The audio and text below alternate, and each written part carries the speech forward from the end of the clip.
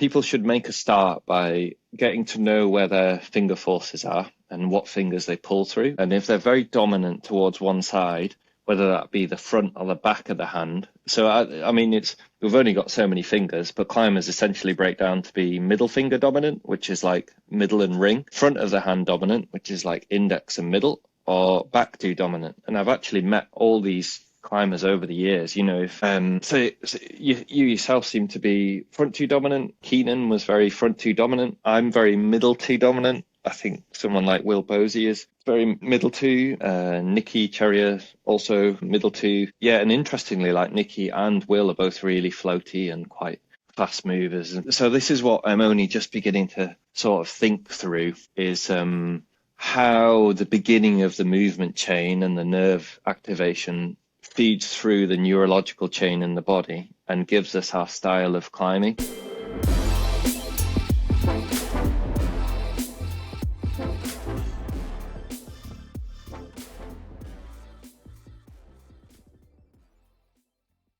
Dan Varian, welcome to the pod, man. How's it going? Good, man. You got the kids are in bed. You got a fresh cup of tea. Let's talk about climbing. Yeah. Let's go for it. I'm always up for a good chin wag on and it sounds like we can nerd out this evening. So anytime we get to nerd out, then I'm happy to delve into the weeds on subjects. I like that. That's what you're doing at 9 o'clock. Is nerding out on climbing with me. I really appreciate that. After the kids go to bed, like you were saying. And Dan, I just want you to know I have a cup of tea also. I thought in solidarity. Oh, nice. I just figured I would, usually I'm a coffee guy, but I don't know, just wanted to make that connection over the pond. Yeah. Can I do a quick brew check just to see where we, so what are you on with? Loose leaf or bag? It's a bag. And I also am worried. Yeah, that's fine. Dan, I'm worried that if I told you what I'm drinking, it might start a war. I'm drinking berries. Is it Boston Rebellion tea? No, it's Irish black tea. And so I just don't want to start any kind of anger there. But yeah, it's Irish black tea, berries. Irish? That's unfamiliar ground for me. Never heard of an Irish tea. The English have been pretty horrible to the Irish over the years. So maybe they just deliberately don't stock it over here. I haven't stolen enough from Ireland already, so. I told Rob Hunter, he's in Northern Ireland, and I told him, I think I had a cup of tea while I was talking to him too. I told him, he said, no, you can't drink that stuff. It's terrible. What are you doing? You got to get on the Northern Ireland tea. So, all right, this is dangerous territory.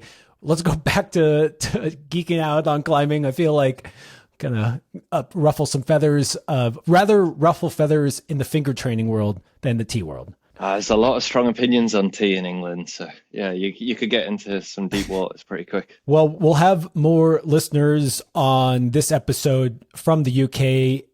But, Dan, I normally have a lot of listeners in America, and I just want to let them know that, Dan, to me, you're an absolute legend of the sport. But I don't know if you're as well known in America as you are over there. But, Dan, you're one of the co-founders of Beastmaker. You have amazing feats of strength. You're a really prolific developer, man. When you told me you've done over 200 FAs in the UK and in the 8th grade, which for people listen, that starts at V11. That's a lot, man. Congrats. Just thanks for contributing to the community in both developing and the training tools that we all love. Just really appreciate that, man. That's all right. It's either that or give up. So got to keep slugging away. So, it's, the training side of it, I tend to split my climbing nowadays between the training side of it is a different world to me, to my outdoor climbing, but they obviously correlate as well as I can possibly make them. But I view training very differently to how I view the outdoor climbing, in that I probably connect more and more outdoor climbing to philosophical elements, or the really understanding rock.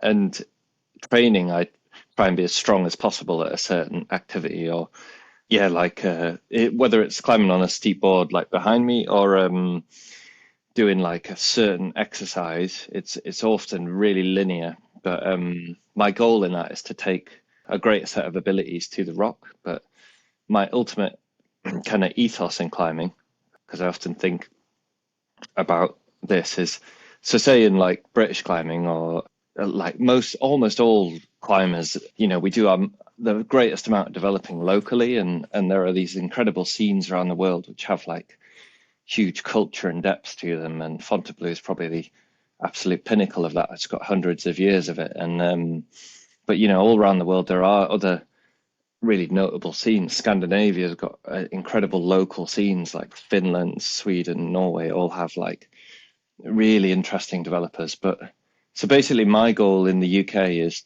to keep myself occupied in climbing because I really enjoy it.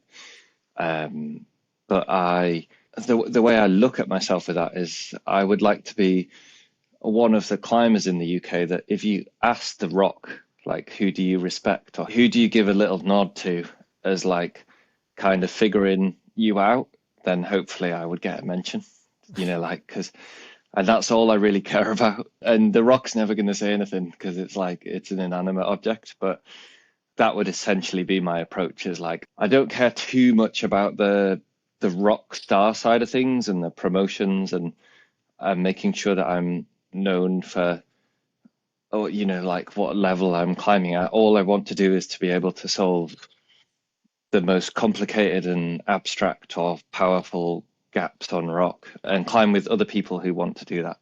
If I can have like the best climbers around me that want to achieve that goal as well, then that's always like a brilliant session outdoors.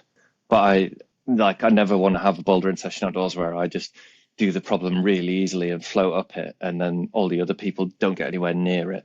But it's funny because I think if you go back in time and you ask Jerry Moffat, what does that sound really cool? He'd be like, yeah, that's like amazing. Like, all I ever want to do is be seen as the world's best climber or whatever. But I think that's where climbing's begun to change maybe over the last sort of 30 years, is maybe more we now look at it collaboratively as it's trying to solve nature's puzzles instead of like who's the best. Because actually a lot of the old climbers, when you realize the amount of climbing they did on rock, I don't think the rock knew who they were. They did like a handful of hard problems, and if you were the rock, you'd just be like, so who's this? Sorry, like from the rock's perspective, if someone comes outdoors and only ever does a couple of hard things, how do they know what the rock has to offer? Like, how do they know where all the really abstract, obtuse compression moves are, or like the tiny 4 or 5 foot moves between crimps? If you haven't like fully explored what's available in the natural world, like, how can you then go to all the other humans and be like, hey, I'm incredible? It's like, okay, yeah, you are at the minute, but let's see how this plays out. So to me, that's kind of my approach. But yeah, I guess that's the reason why I try and train as hard as I can when I have the time, is because I want to gain the best skill set to get me on the rock. Can you tell me more about that perfect problem first ascent you did, Bombadil? I say perfect problem in that was just kind of what you wrote me. You were like, dude, this was the perfect problem. And then I couldn't find any pictures or videos. All I found was your little write-up, and it said, head up the center of the vague shield, incredibly easy for the first 3 meters and incredibly hard for the next 5. The best, most flawless problem of its style in the UK. I think you gave it 8B+. But yeah, so what made that one so special out of the literally hundreds that you have put up? Yeah, it's pretty easy, actually. I like speaking of climbing in like almost like verbal proofs. So I think most people would agree that font is one of the best climbing areas in the world. And a lot of that has to do with the texture of the rock. So I think if we just took font on its texture and its feedback through the hands and the grip, then I think you would get even more agreement. Like, oh yeah, that's one of the nicest places to like slap a sloper or feel a hold. So that to me is like a bit of a verbal proof that like, and what does the entire indoor climbing industry emulate? It emulates the texture of sandstone or like that kind of font texture.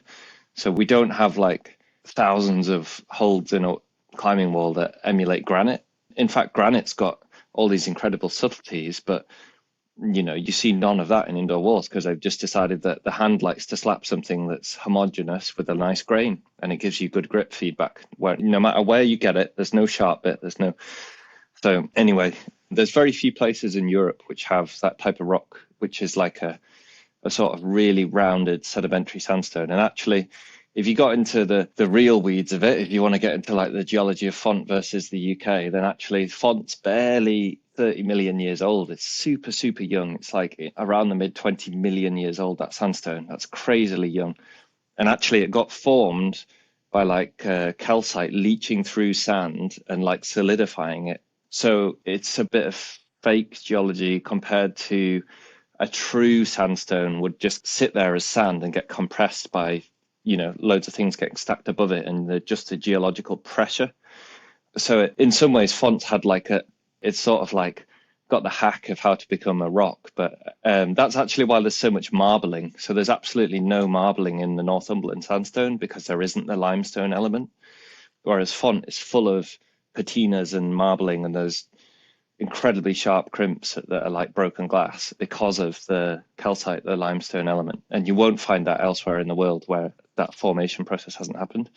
So anyway, Christianbury near me is this crag where the bedding planes are thicker than you ever tend to see in Font, except for maybe in Puiselet in the south or Dame Juan. They both have like bedding planes which are of similar thickness. And the reason why I mention that is because I'm a climber that respects height as like, a lot of the world's most incredible lines. Again, if you pursue a truism, it's like, do you agree that, say, like Living Large or the finish line is an incredibly aesthetic or boulder where all the community would agree, like, yeah, great effort. That's a fantastic realization of a vision, is to like see that piece of rock architecture into a rock climb. So for me, if you have two identical climbs, they both have great landings, but one of them's just that bit higher. There's a point where it gets too high, but then there's that sweet spot.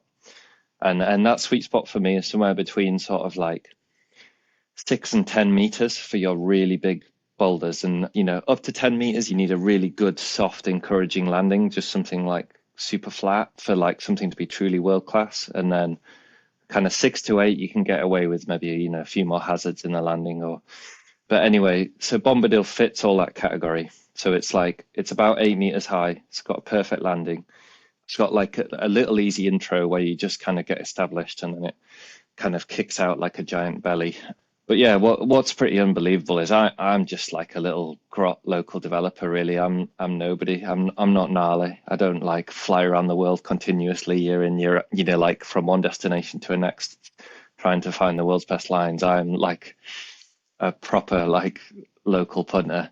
But what's crazy is like half an hour from my house is like this incredible high ball of like this bellied sandstone, and the sandstone is of comparable quality to like stuff in the south of Font. I think the north of Font is on a level that not many sandstones reach, but actually if you're talking like Elephant, Larchant, Puiselet, Rochegru, it's up there with those, and I'll back that all day long. I actually think it's better than probably Puiselet and places like that sometimes. So the rock type and all the makings of a incredible boulder are actually, I'm so lucky that it's in that boulder field, and I can kind of argue those points all day long. And then what's amazing is like the movement and the crux moves all connect, and that just, it's so subtle that when it wasn't cleaned, it didn't really look like it went. And I actually left it for like 4 years. So if you know that crag, there's an 8B just to the left, which is even bigger, but is more of like a high ball test. Whereas the cool thing about Bombadil is it's more of like a true bouldering test. So like the one to the left's more like 10 meters, and then it's like the crux is right mantling over the top, and it's like a Font top out. And it's a bit more, yeah, it's more of a head game. Whereas the cool thing about Bombadil is it's just all in the movement. It's tricky because the movement's tricky, and all the holds are nice. And basically, I just can't, like, if you're a developer, you learn certain things. So for me, you're never going to find a high ball unless your sandstone bedding plane's thick enough that you have like 6 to 8 meters of sandstone which doesn't have a break in. So sandstone's really liable to having like big structural breaks, a lot like gritstone. And so your search is always going to be limited by that alone. And that alone like cuts down your search area a huge amount. Like say on gritstone, the same thing occurs, and it's really rare in say like the Peak District to get enough hard climbing in a compact section of rock it's really rare to get over like say 4 or 5 meters in an overhang without having some giant break that's made the thing fall off and topple down the hill. So we're limited by these like natural parameters. So I just feel incredibly lucky to have had that experience, and to have had it on a local level where you like nip out after work or on a weekend, and it was really relaxed. And I climbed it completely on my own with just like a couple of pads that I had stashed there, and I'd broken my wrist the year before, and it had been a really hard thing to come back from. But one of the first things that came back is like my open-handed strength and my drag strength, and it got to like a level that was really strong in my left hand, which was a hand I broke pretty quickly. But what I had to overcome was like all the mental side of like, well, I just fell off and smashed my body to pieces last year. Like, is that going to happen a lot more now? And actually, it's quite a freak occurrence. Those types of things, your body's normally quite good at keeping you in check. So, but I had to battle through that. And actually, there was a point where I dropped off after probably the hardest move, and I committed to the top, and I kind of dropped off because I didn't back myself for the win. And I knew that if I fire off this problem, it's got like a perfect landing, but if you like exploded off with your hands and took one of those kind of like violent falls, you'd probably land on a rock, which is like out of the landing area, but behind. And if you have like a spotter, then, that's fine. Like you're really well guarded against that. But if you don't, then you need to be pretty sure like that you've got all the grip. So basically I did it all on my own, and I just cracked on. And it was really special because Nicolo Cheria came and repeated it, and he had a similar experience. I think it's one of his favorite ever rock climbs. I think it's in his top 2, he says. So wow. He had a really special moment on it as well. But yeah, like Nicky's traveled the world, and he's done a lot of incredible boulders, and so that meant a lot. He kind of got a really cool experience on it as well. And as climbers, that's what we're looking for. It's like the grade's kind of irrelevant on it. I mean, it's like 4 miles from the road as well, and it's on top of a hill in the middle of nowhere. Like where I live in England isn't a popular place to live for the country. A lot of people struggle to find good careers here, but yeah, for me that kind of makes it more special because it really resonates with where I've grown up. I could see my secondary school from the boulder, and like I can actually see if I go up on the roof of my house with a pair of binoculars, I can see the boulder. Like it's just it's only like 30 miles away as the crow flies. So with a pair of binoculars on a sunny day, like clear day, it's easy to see. So special. If Nicky said it was one of his top 2 boulders in the world, I feel like that guy has seen and climbed quite a few boulders, and he's always got a cool eye for shapes. I love all the things he climbs. He definitely has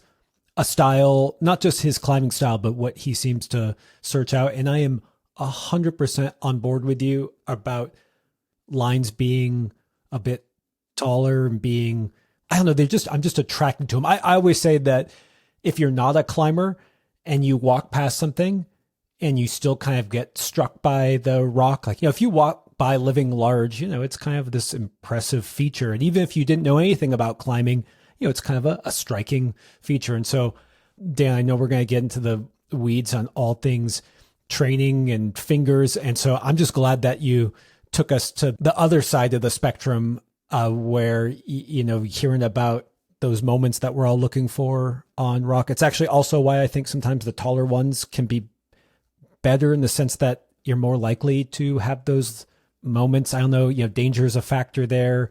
That mental thing of, when you don't fall and you get through things, and then you do that like 10 times throughout your career, and then all of a sudden you do fall one time, and then coming back from that. Because I feel like after a while you kind of just go like, I've been in this sticky situation before, but I kind of always pull it out. And if you don't, that one sticks with you, that one time that you fall and get hurt. Yeah, it's the mental side of high balls is something that's just makes them really special. And I think if the movement's good, a mantle that's like waist high can be incredible. It can be really good fun. And I think that's a fantastic thing to try like with your mates, and you have some of the biggest laughs on like, crazy hard vague mantles where everyone's trying different beater and just everyone's getting shut down and wriggling on the floor because their shoulders feel like they've been ripped out their sockets. And it's fine by me. But if we're going to talk about like the pinnacle of the sport or the aesthetic that I would like to present to like other sides, like everybody gets impressed by seeing a big wave surfer, fire down a wave like that. And but it's probably like less than 5% of people that actually go surfing. But if you show anyone a surfer coming down a giant wave, it's a poster worthy thing. And I think with these world class lines, a good test for if something is world class is like if you could put it in a town center and members of the general public would appreciate it as a piece of sculpture. So like say like the Amagama boulder or finished line, or I mean the funny thing about it, if you play this mental game, is actually font's a weird one, because all the rocks incredibly beautiful, but it's so beautiful in its surroundings and none of it really stands out. But there are a couple of incredible boulders in font. So the boulder with tagine and Londinium on, which is in Gorge de Hou, that's an amazing boulder. Just the size and the presence of the boulder with partage on is incredible. I did a line this time at Rocha de Milly called Coquillage. It's an old Julian Nadeiros problem. I did that with Nikki, and I think we're the first non-French people to do that, actually. But that's incredible architecture as well. Just the sweep, and it's a huge high ball, and it's got this kind of twisted curve to it. And again, I think that would be like a truly world-class thing if you put it in a town center. But yeah, for me, this is how I kind of judge. I play these little games in my head, and very rarely would I ever say I've done something that is like world-class out of those, say, 200 problems, and I can maybe count on one hand. And a lot of my friends try to bid stuff up that is local and things, and then if you're really going to put it on a pedestal, then it's got to withstand all the tests. You can't have a bad landing, really, because there could be a version of that out there with a really good landing and stuff like that. As much as I loved font when I was just there, when I went looking for Karma, I stopped in front of Misericord, which is like a 7C or 7C plus arret right before there, and thought, what is this? Like, yes, Karma is over there, but this is a line. So yeah. Yeah, I did that on my first trip to Font, and that was like one of the first things I went to, because I'm a bit of a sucker for big lines. And Karma I basically only did because I got sucked into trying to do all the Black Star 8s in the mid 2010s there, and I basically did them all except one. But I had no love for Karma other than the history. And actually, as a problem, I totally agree. It's kind of a bit squat, and it's almost like the arret to the left captures your eye more just because arrets naturally do. Yeah.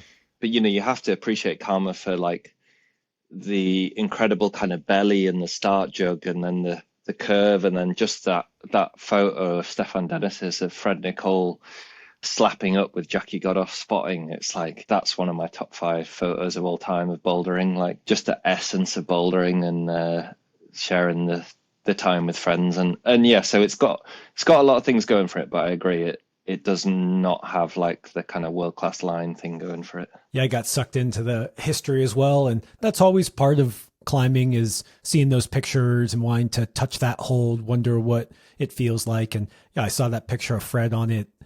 I don't remember how long ago. I was just a very, very young guy, and that grade was an impossible grade. Anything in the 8th grade was impossible back then in just my mind. And so when I went, I got sucked into Karma, came away empty-handed, but I don't regret the time there. And also, there's such an interesting part of climbing where you can be struck by aesthetics, but then you can get drawn into beauty and just kind of the way the rock sometimes forces you into very specific movements that you could have never thought.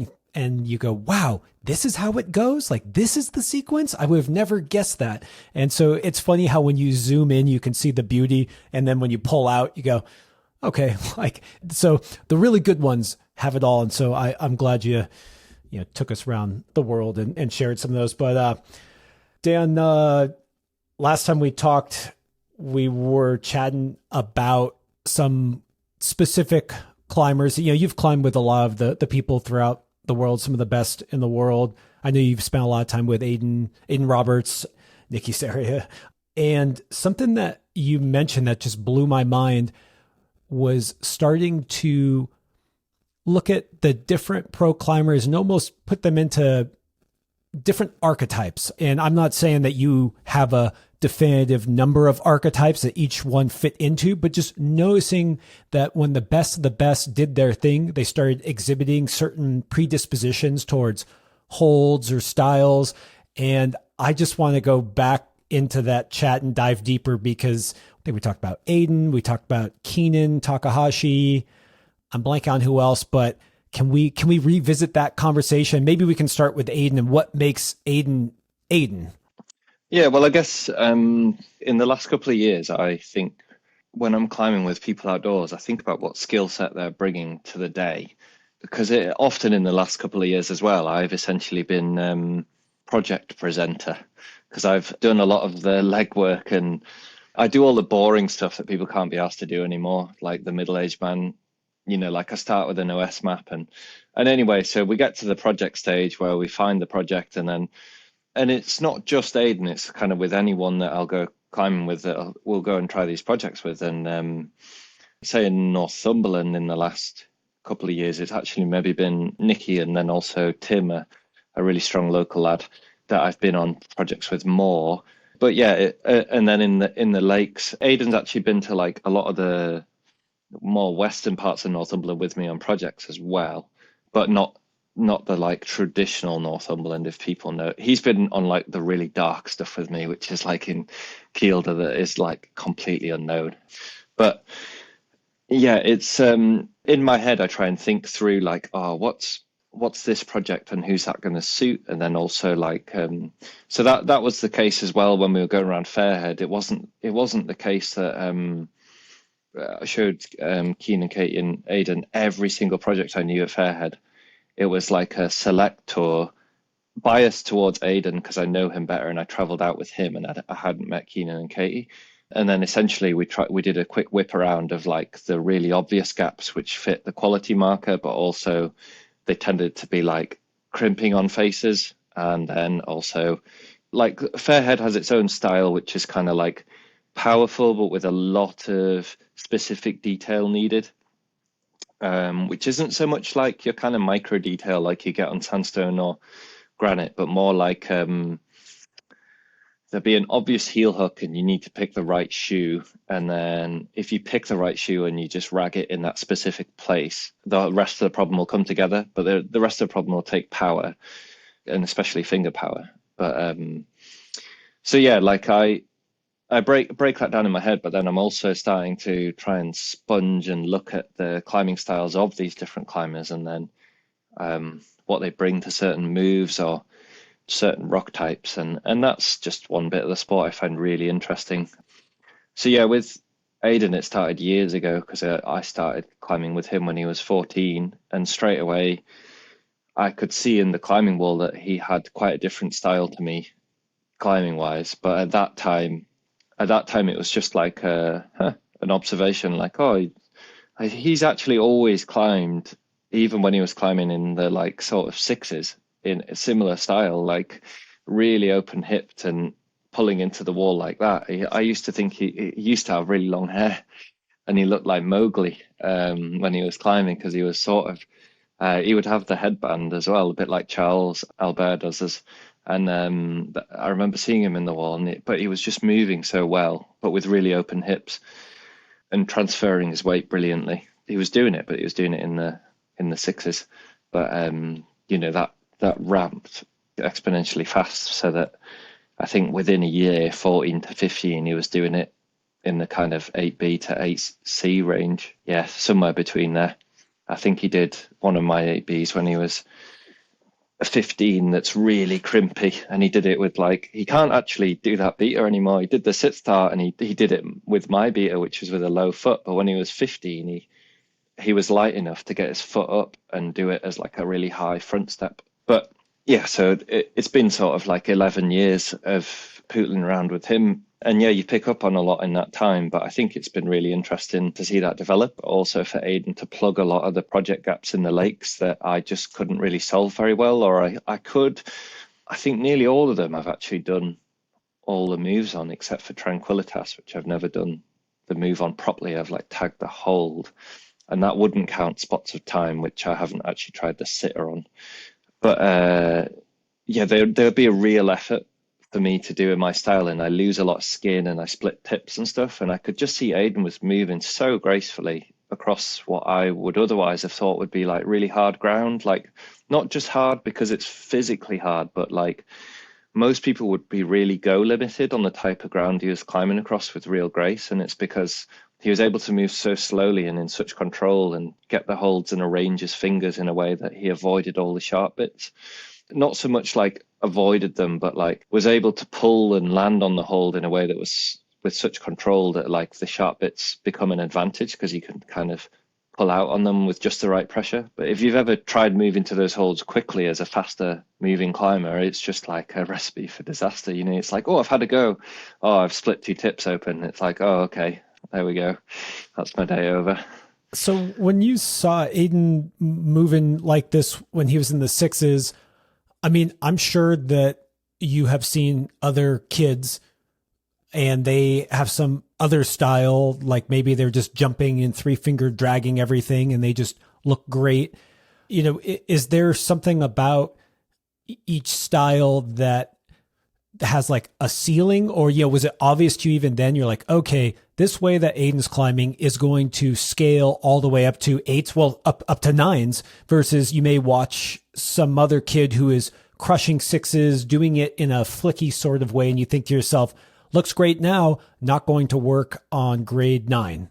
I actually think now, being a pretty dumb human being, I only realized that with hindsight.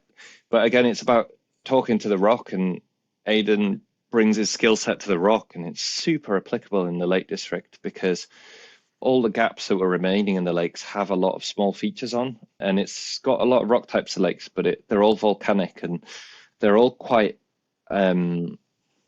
they're hard enough so that small kind of 6 to 12 millimeter edges can be preserved and strong and robust enough to pull on fairly steep faces. And so that he just fitted that style so well that he then got loads of positive feedback from it and just began to, you know, it all snowballed. He ran with it, and we built a board in his stable, and I made sure that I just kept putting on more and more crimps, and they got worse and worse. And the style of movement that he trains on there is so applicable to rock that I think he's really essentially solved that aspect of those gaps in an incredible way. But then he has to sometimes like cross apply. It's a myriad of skill sets. It's not just the fingers. It's like external rotator, rear deltoid, scapular retention, almost permanent scapular retention, like really strong lumbar going into posterior chain. And then, yeah, like good flexibility, open hips, strong hamstrings, pulling with the toes, and that all pulling together in a way that sucks him into the wall well, and can cover distance on holds that previously seemed next level, and they were really. Like, I can cover the distance on a lot of those things, but I have to move with too much speed, and it's all about slowing it down, and you slow it down by accessing the incut. And so in the lakes, that was really pivotal, and that's why suddenly the lakes has gone from having a handful of like mid-8 boulders to having like a bunch of upper 8s and a 9, because suddenly like the climber met the right rock type for them. And yeah, like British climbing has benefited massively from that relationship. And you don't always get married to your perfect rock type. Like, you know, like there's probably people that live in Font that have got incredibly strong fingers, and they have to try and learn how to like span and compress and get good at like abstract footwork. And, you know, like they would just rinse the Lake District or something like that, but that's not their local area, or it's not an area that's on their radar. So well, first of all, you said access the in-cut, and I just want to bookmark that and talk about that more later, because that's definitely just an interesting term when we talk about that style Aidan exhibits. So you keep talking about gaps, and that's the thing about rock climbing, and especially solving the gap. Like, here's some holds. There's no right or wrong way. There's just, how do you get through it today, even, you know, because sometimes you grow up, sometimes you get heavier, sometimes you get different skills. And so what I think is interesting is that, you know, we were talking about these different climbers, and each person has their own toolbox and repertoire and things that they bring to the table and can tackle gaps in their own way. And I guess one of the things I'm just kind of curious about is when it comes to Aidan and that slow style, accessing the in cut, utilizing that posterior chain, whatever Aidan brings to the table, like, do you think that that fundamentally has a higher ceiling and is a better thing to deploy on rock than other people's toolkit that they have? I mean, I know it kind of depends on what rock type, but my point is like, does that work across more rock types at a higher level as a whole, you know? Yeah, I mean, I could do I can break down the grips for you with like value and rock type if you want, like how I see them. If we start with kind of the really high knuckle crimp, I'll say high knuckle because I know high angle pisses off the mathematician in Aidan's brain, because actually technically it would be a low angle. He corrected me on this in fact, because actually this angle here would be like kind of 45 degrees instead of That's like your pip. Yeah. Okay. yeah, which would be a bigger. But yeah, so if we go high knuckle, then hopefully there's less arguing and that the knuckles are up. Okay, hold on. Just while you say it, just because, yes, this will be on YouTube, but dude, when I heard you talk about high angle, high knuckle crimping, it like didn't make sense to me. And so I'm psyched to dive into that more, but I just want to describe it again. It's like, if you're on a flat crimp where your pad is on that crimp, when we talk about high knuckle crimping, we're talking about the pip joint, the middle joint on your fingers, and it being closer to the wall where the crimp is. So, you know, like there's this, which looks more like a half crimp. And then like, as you get up higher, and your knuckles get closer to the wall on which the crimp is attached, almost more parallel to the wall. It's basically like knuckles to the wall. Knuckles to the wall. Is an easy way of describing. No more falls because it's knuckles to the wall. Ooh, I like that. Okay, I'm going to get a shirt made. Yeah, tell me more about that style. I saw a Hooper's Peter video where they say full crimping and high angle or high knuckle are the same thing. And shame on you, Hooper's Beta, with your many good beta videos and physio advice. But like, let's explain why they're very different things. And for me, this is going to be a lot harder audio based than video, but I'll give it a go. So like a full crimp, essentially people dictate that term based on whether you can stick your thumb over your index finger. So that is probably the lone parameter that would dictate a full crimp. And essentially full crimping is dependent on finger length, like any of the grips, as to where your wrist is angled. But the vast majority of people that I see full crimping have an element of supination where they turn the palm slightly.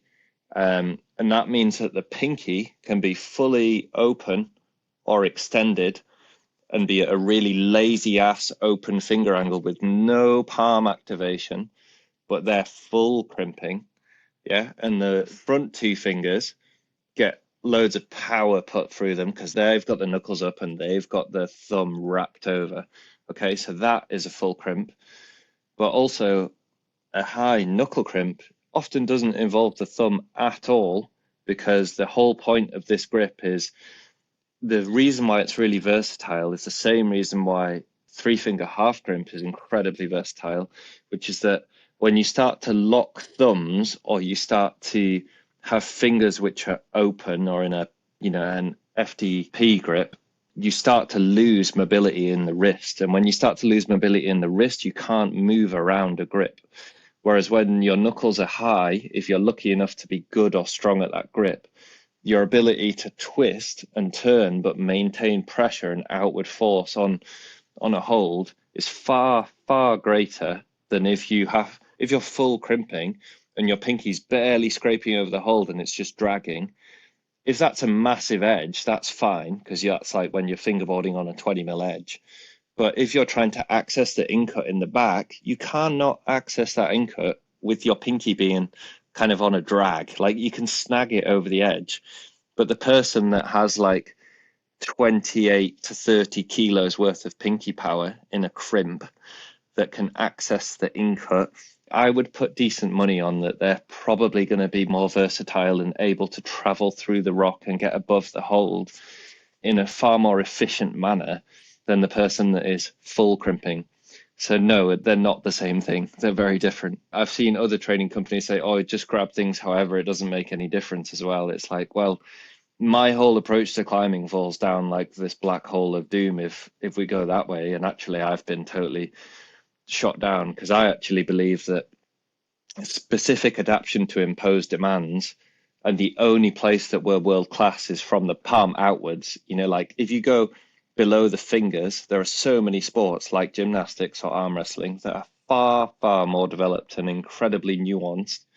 And the only thing climbing has that means that like really well trained athletes can't come into climbing is essentially unique movement aspects the whole time, complex puzzles of movement. We don't just base ourselves on 159 on the campus board. Like some sports are a very reduced thing, like arm wrestling is essentially just a side to side motion, but it's still it's a whole sport and it's incredibly nuanced and complex. But yeah, climbing's just got all the infinite movement variables, but also the only place we're world class is from the palm to the fingertip. Like that is the only place we own as a sport where we can absolutely dominate every other sport. I think almost every crazy Olympic gymnast would have us on back strength and things like that. It's like, oh yeah. And like calisthenics, people are doing like one arm front levers and one arm planches.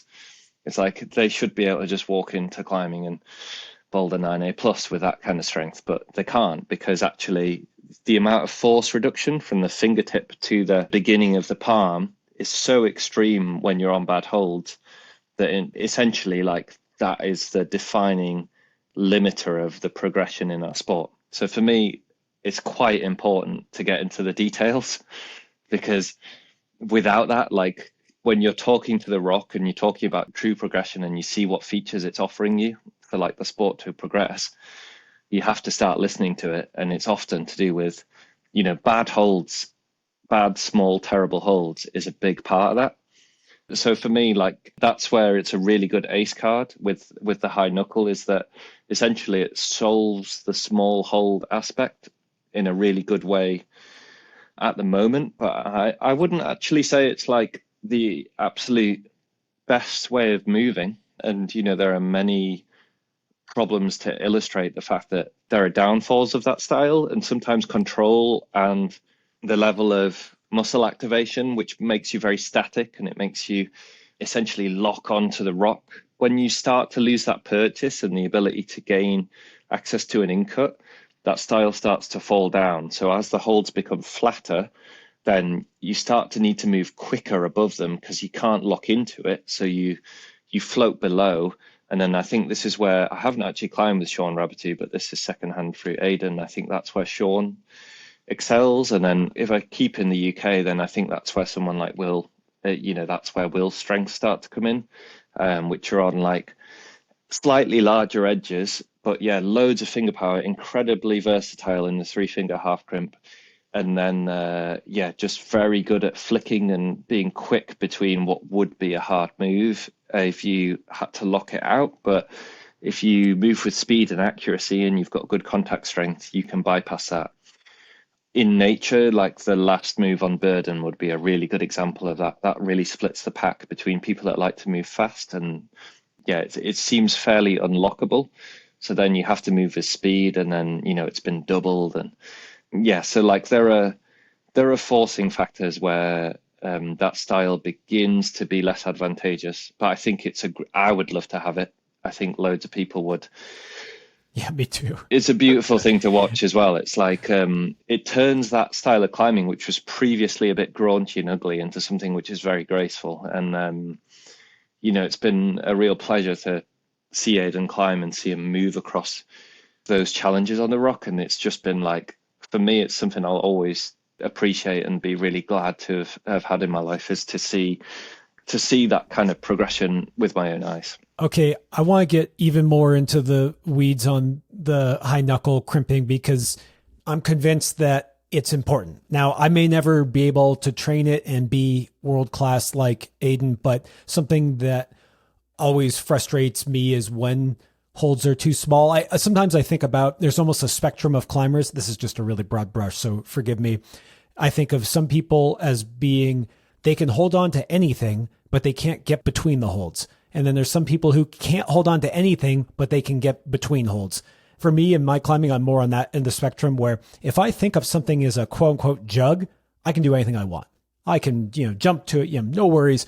So that's not to say that I don't ever do static moves and climb on small holds. I'm just saying that you can look on that spectrum. And so I want to better understand high knuckle crimping, how to actually engage it and use it. Because when we were talking before, I said, okay, look, Dan, here's me full crimping on an edge, like a 20 mil edge. And like in some ways, it almost looks like a half crimp. Like my dip joints aren't that hyperextended. My pip joint is pretty low, is the opposite of a high knuckle crimp.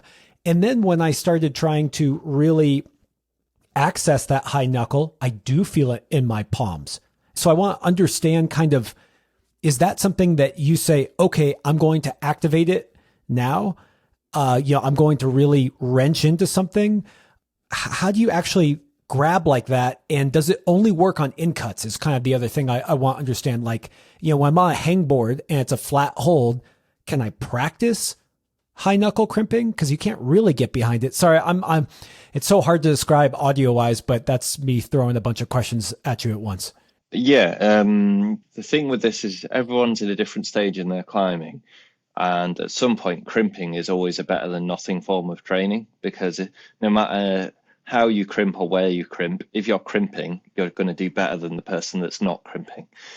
But if we're allowed to get into the weeds and the detail in this podcast, then, please. Let's go for it. That's why I'm here. From your test that you gave me, I would say you have two main nerves in your hand. You've got like your median nerve, which controls like your index and your middle finger, and then it does a tiny bit of the ring. And then you've got your ulnar nerve, which controls like the pinky and the ring finger. So if you've ever smacked your bursa or your funny bone, like it tends to be those that go numb. It's like your pinky and your ring, and that's because that's where it goes through your elbow. So when you did a bit of finger lifting, I would say that's one thing which became immediately apparent to me is like your bias towards the front of your hand is massive, and the back of the hand hasn't been getting the same stimulus in your climbing. And I would say that's likely because the road you initially laid when you started climbing, the median nerve said, hey, I've got this. We can handle most of this force, and then like give me the strength gains. And the ulnar nerve was like, yeah, I'm doing a bit too, but I'm not brilliant, so don't give me too much protein. And then like we all get those messages as we lay the track down as we start climbing. And you've got that axial and auxiliary, I think, auxiliary in the middle there too. And so like if you Google cortical homunculus, the nervous system in the body is like that's right, all about basically the brain and the hands. So like it's insane the amount of control we have. I think it's 4 nerves, isn't it? It's auxiliary, radial, ulnar, and median nerves, which control your movement sensors and muscles in your arms and your hands. So it's insanely complex to like ask all of those to balance the forces, and for us to expect that we all start climbing and they're just perfectly balanced is total bollocks. Like if you don't look into that ever in your climbing, you could go through your whole life and just be like, I'll just pull hard on edges and I'll get stronger. But you're not looking into the wiring. You're not looking into where the stimulus is going and what muscles have been responding, and also what nerves. Like, do you have a trapped nerve? Like I had a trapped nerve in my neck, and actually it was probably radial because it was more on like the back of my arm, and then my bicep wasn't firing properly. And it was only through my mate like ripping my arm open, arm wrestling, and my scapula getting like pulled out, that it was trapped behind my scapula, I think. It was like for over a year and a half, and I couldn't lock off on my right arm, and it was going all floppy. And then I got this free therapy from my mate, and that was actually just at Christmas time. And my right arm has been an absolute tank since then, since that nerve got its supply freed up. So like we all carry these like predispositions and imbalances, as well as like how our body wants to move. So the first thing is to establish and to gain a knowledge of how, when you're crimping and when you're really pulling on an edge, where's the force going and how is it being displaced. And if all 4 fingers are not pulling a decent load, then the chances are you're going to start to hit a dead end with the kind of high knuckle side of things, just because it's such an extreme grip, it's asking loads of all these tiny muscles in the hand. And I think that's why it's so hard for other people to achieve it well. And it's so easy to skip round by like being a bit lazier with your fingers on a hold and moving faster. And this is for me as well. Like my struggles in life are with my index finger. So your index fingers are, you're like 10 kilos lighter than me, and your index fingers are stronger than mine. Definitely on your right hand, on right index, you're definitely stronger. And I think my left has only just, say like 6 months ago, definitely would have been stronger. But I think the other day I managed to pick up like 18 kilos with my left, because my left's doing really well this year in general. You know, full marks to the left hand. It's really coming on well. The right has had a couple of niggles. I basically strained a lumbrical in my right as well, and that's been like inhibiting my index finger because it's like connected to it. It's weird. It doesn't affect me kind of passive and lazy crimping, but if I try and like get my knuckles up, or it's also really bad for pinching at the minute, and like guppies, what we call guppies, are like meat hooks, or yeah, meat hooks is what we usually call it.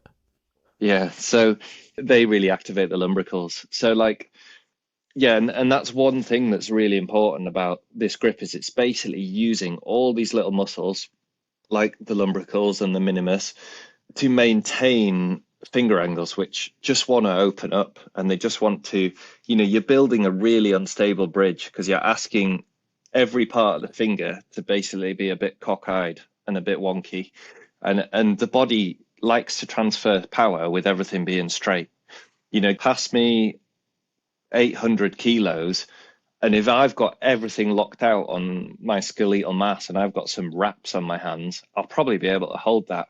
But as soon as I put any bend in any part of my body, I am shooting to the floor. And essentially, like, we can't get around physics. So like, we're always going to be at our weakest when we have the most extreme bends on our joints. And the more acute those are, then the harder it is to maintain force through them. Training that is a priority, but unpicking it is really complex. So yeah, I would say people should make a start by getting to know where their finger forces are and what fingers they pull through. And if they're very dominant towards one side, whether that be the front or the back of the hand, we've only got so many fingers, but climbers essentially break down to be middle finger dominant, which is like middle and ring, front of the hand dominant, which is like index and middle, or back two dominant. And I've actually met all these climbers over the years. You know, if you yourself seem to be front two dominant, Keenan was very front two dominant, and then I'm very middle two dominant. I think someone like Will Posey is very middle two. My friend Dan Turner, he's really same.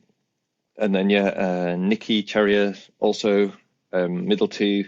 Yeah, and interestingly, like Nikki and Will are both really floaty and quite fast movers. And maybe so this is what I'm only just beginning to sort of think through, is how the beginning of the movement chain and the nerve activation feeds through the neurological chain in the body and gives us our style of climbing.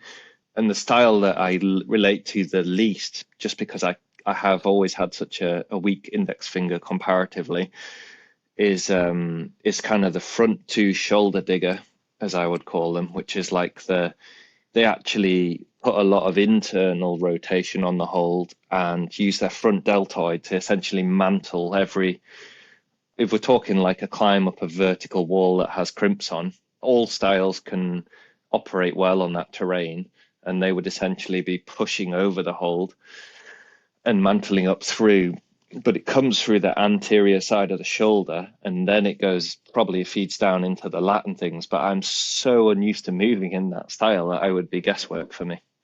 But I've seen people moving in that way on boulders, and it's really beneficial, I think, especially for, say, British trad climbing. My friend James McAfee's of that style, and he really struggles to move fast, but he's incredible at locking off, because he'll often be here for ages and have the thumb wrapped over index and middle, but he'll be there for like, because he's one of the best on-site climbers we've ever had in this country on traditional climbs, and he's very used to hanging about and trying different bits of gear. And it's a fantastic style for that, for like bringing the hand to the shoulder and just keeping it there. But if you're talking about like getting above that wrist fast or moving around it in a way that bouldering tends to do, then it's a style of movement which doesn't translate very well to, say, like steeper climbing. But Kath has excelled on like 8th grade boulders, which are a bit more vertical. And also he's very good on slabs, because also that style feeds really well into slabs. So yeah, like I think all these ways of transferring force through the fingers feed into styles in a way that, you know, we can't ever hope to be world class at all of them, but if we can take some lessons and learn, then I think everybody can improve in different styles. It just comes down to whether or not you want to train your weaknesses or whether you want to train your strengths. And essentially that comes from, what are the stimuli outdoors? What are your goals? Do you want to climb everything in your local area, or do you just want to go on like holiday and take a certain problem, or do you just want to climb in the gym and do problems you enjoy? Quick break to tell you about today's sponsor. And just a reminder, I only partner with companies that are run by climbers. Today's partner is Organic Climbing. Organic has been making the best crash pads in climbing for decades. And I know this because some of my pads from them are over 10 years old and still going strong. Organic's pads are sustainable because they are built to last, and you can buy replacements for the buckles, straps, even the foam. So you can help the environment and save money by not always being forced to buy the latest thing. Organic is family owned and operated by Josh Helke, who is an absolute OG in the climbing scene. On top of that, Organic makes everything in the US. This is why the quality is top notch. And because it's all made in-house, you can customize what your pad looks like in almost any way imaginable. Oh, and by the way, my favorite thing about Organic pads is how comfortable they are to carry. They've always paid attention to this part of pad design, and I think it's underrated how important that is. Go check them out now at organicclimbing.com. Okay, back to the pod. So yeah, Keenan has that kind of locking in on the front too. I'm definitely like that also. In fact, I told you, even when I do monos, I've started to use my pointer finger. And if it's a 2 finger, it's definitely pointer and middle. I'm much weaker on the back too. But when I think of Keenan, I think of someone who can climb on very tiny holds. Like some of his first ascents, he's climbed on very tiny holds. Then you put him with Aidan, also climbs on very tiny holds. So help me understand. So when I think of high angle crimping, like, does it matter which way you tend towards? Help me understand how Keenan using the front 2 can excel in that style as well, compared to someone like Aidan who seems to bias the back 2. Yeah, I think essentially it comes down to, like, you've got load displacement, and on a small hold, if you've got good sort of ligament lock. So I think the one thing those climbers both share is they've got a really nice finger taper and a good lockout on the end dip ligament, so it doesn't really hyperextend and go back. So it's always straight all the way back to the middle knuckle there, so they can dig into holds well. So then essentially comes down to like your purchase on a small hold and force transference, but they're both kind of a bit lighter than myself. But let's say you weigh 60 kilos, which is what, 140? Oh, well, yeah, 135 or something like that. Sure, yeah. Is that right? Anyway, say if you're pretty light around there, which a lot of the world-class lighter crimpers are, then if you displace that load, say, just across 4 fingers, then yeah, it's like 15 kilos each, which isn't a great deal.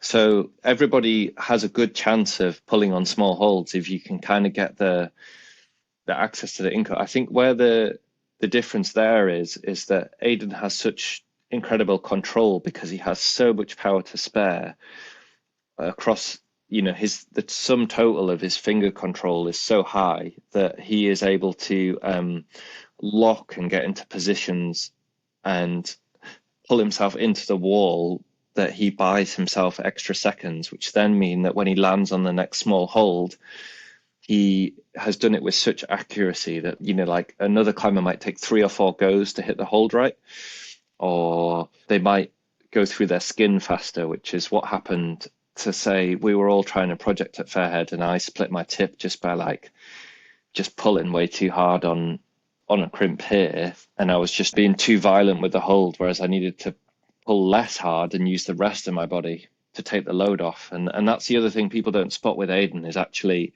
his hip mobility and his ability to pull through his bum essentially is really, really good and is beyond what I've seen in a lot of other climbers. So and then that feeds into like, I think both myself and Keenan are like outside edges or backsteppers, or like we would always turn the knee. And one thing I noticed about you doing that board problem on the TB2 is there was like two moves where it was really obvious to front step, but you like were on the hold and then you like cranked and then you turned your knee round so that you were on the inside of the knee. And that's something you notice in a lot of climbers is I think it's quite rare. It's probably more common in females, weirdly, to be like, I think with generally maybe better hip mobility is to be solid on the open hip and the front step. But that's not like it's not like an overgeneralization, because I know like loads of females who are obviously serial backsteppers and would prefer to twist the hip. And again, I think it's just down to styles from when you started climbing. But the problem with a backstep is you tend to need lower feet, so that if you can't backstep on something that's by your hip. So if the feet are starting to pull up from above the knee, and like the crux revolves footholds that are say above the knee line, and you're not able to really extend, then that starts to favor someone that can pull through the posterior chain, like in the bum and the hamstring with open hips. And so yeah, this is like something that I think Aidan has really well dialed. I would be surprised if, like, say, a lot of the projects in Yosemite have really good small incuts on. Like, I've never been there, but I've not known granite to have like great tiny incuts, because obviously it's made up of little grains and those grains can be quite fragile. So if they get stepped on, often you can break a hold. But if even on small holds, he's able to do so much of that good movement style with the lower part of his connection chain, with his, the hips are driving a lot of what Aidan does really well, that even if he can't get the access to the tiny incuts, the rest of him can pick up the slack really well. And that's also why he's very good on sandstone, is because that element creeps into sandstone. But what's funny is he's not like world class at sandstone as he is on the tiny crimps, but it wouldn't take long, I don't think, to get the kind of above the shoulder tuned into that. But he would just have to pick up a few traits that the best sandstone climbers have. So it sounds like, yeah, it doesn't matter which finger you bias when it comes to accessing in cuts, but the better you can distribute that load if you don't have a weak finger, so that doesn't come into play as much. And what I'm wondering is, when you come across a small in cut now, do you actively try to bring your knuckles up and dig into the back of it, or do you just crimp and let things fall where they may and let your training hopefully come through? Or is the idea of high knuckle crimping something that you actively try to put forward when you grab onto the smallest in cuts? Yeah, it's definitely something that I pursue for like his climbs in the lakes, but also it's something I know that I'm very much not world class at. So what I do is like a nice bastardized version of it, where like my fingers are actually pretty good. They're within touch enough of Aidan so that my fingers can kind of cash in that check and they can do the moves, but I probably get through a lot more skin, but I can generally pull on the holds pretty well. So then for me, what it's come down to, if I'm repeating things of Aidan's in the lakes, a really good example, if anyone wants to watch, is he does a 8B called Out the Shadows in one of the wedge videos at Dovecrag. And Aidan just like sucks into the wall. So we both 3-finger high crimp, but he has got the most open front steppy hip that any jamming boger can have, like totally close to the wall, doesn't even need an intermediate, and just goes and locks off to another Gaston. And if I try and do that, my bum just does not know what the hell is going on. And I went up this year and I almost did the move that way. So I tried this problem last year as well, and I like fell off the very last move because my index finger essentially ripped off half the pad and like was gushing blood. And I hit this jug and like, but this hand moved and pinged off because the tip split. And then that took like 3 weeks to heal. And I was so disgusted I didn't go back till this year. But I've been kind of training it in the background. And I went on the move and I was like, this move's got harder. And actually, I'd totally forgotten that I turned my hip. That foothold's so big, I can kind of dig my toe in, but twist my knee round and turn it into an inside leg backsteppy thing. And then I just did the move like insanely easily by twisting my hip, because suddenly my gains translated from the open hip, but also like my extra finger and shoulder strength combined with my preferred movement style in the lower body meant the whole thing was just instantly accessible. And then, I did the problem fine this year, but it was really interesting going back with a year's difference. So yeah, essentially, if I can bastardize it and fit it into my movement style by taking as many traits as possible that I have to adhere to, that's how I've managed to get some success in the meantime. But if I have to do a move where every semblance of it is in those strengths of Aidan's, I'm still quite a long way away.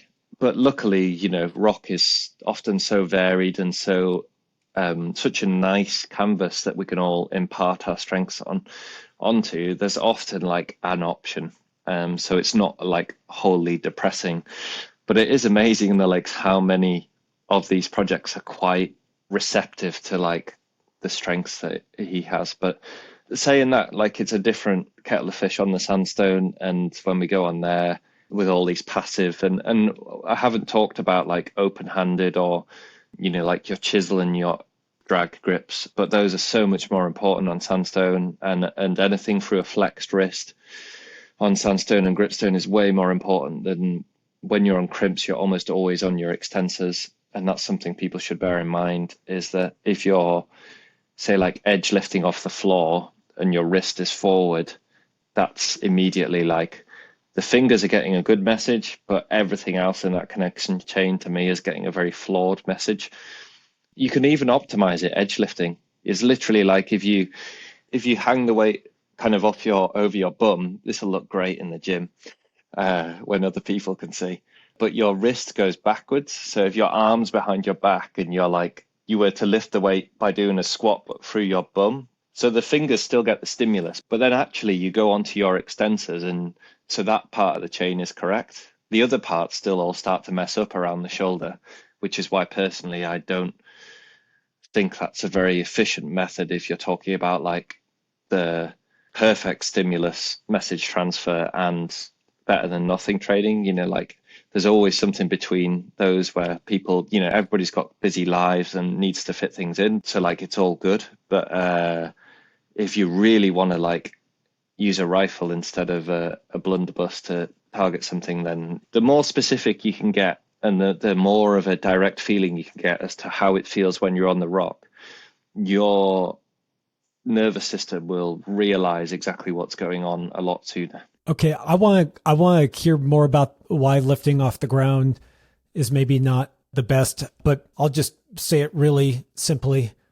Dan, I suck on little tiny crimps, and it makes me angry, and I really don't like it because while yes, I have a style I'm good at, I just like climbing those beautiful big arêtes or whatever the case may be.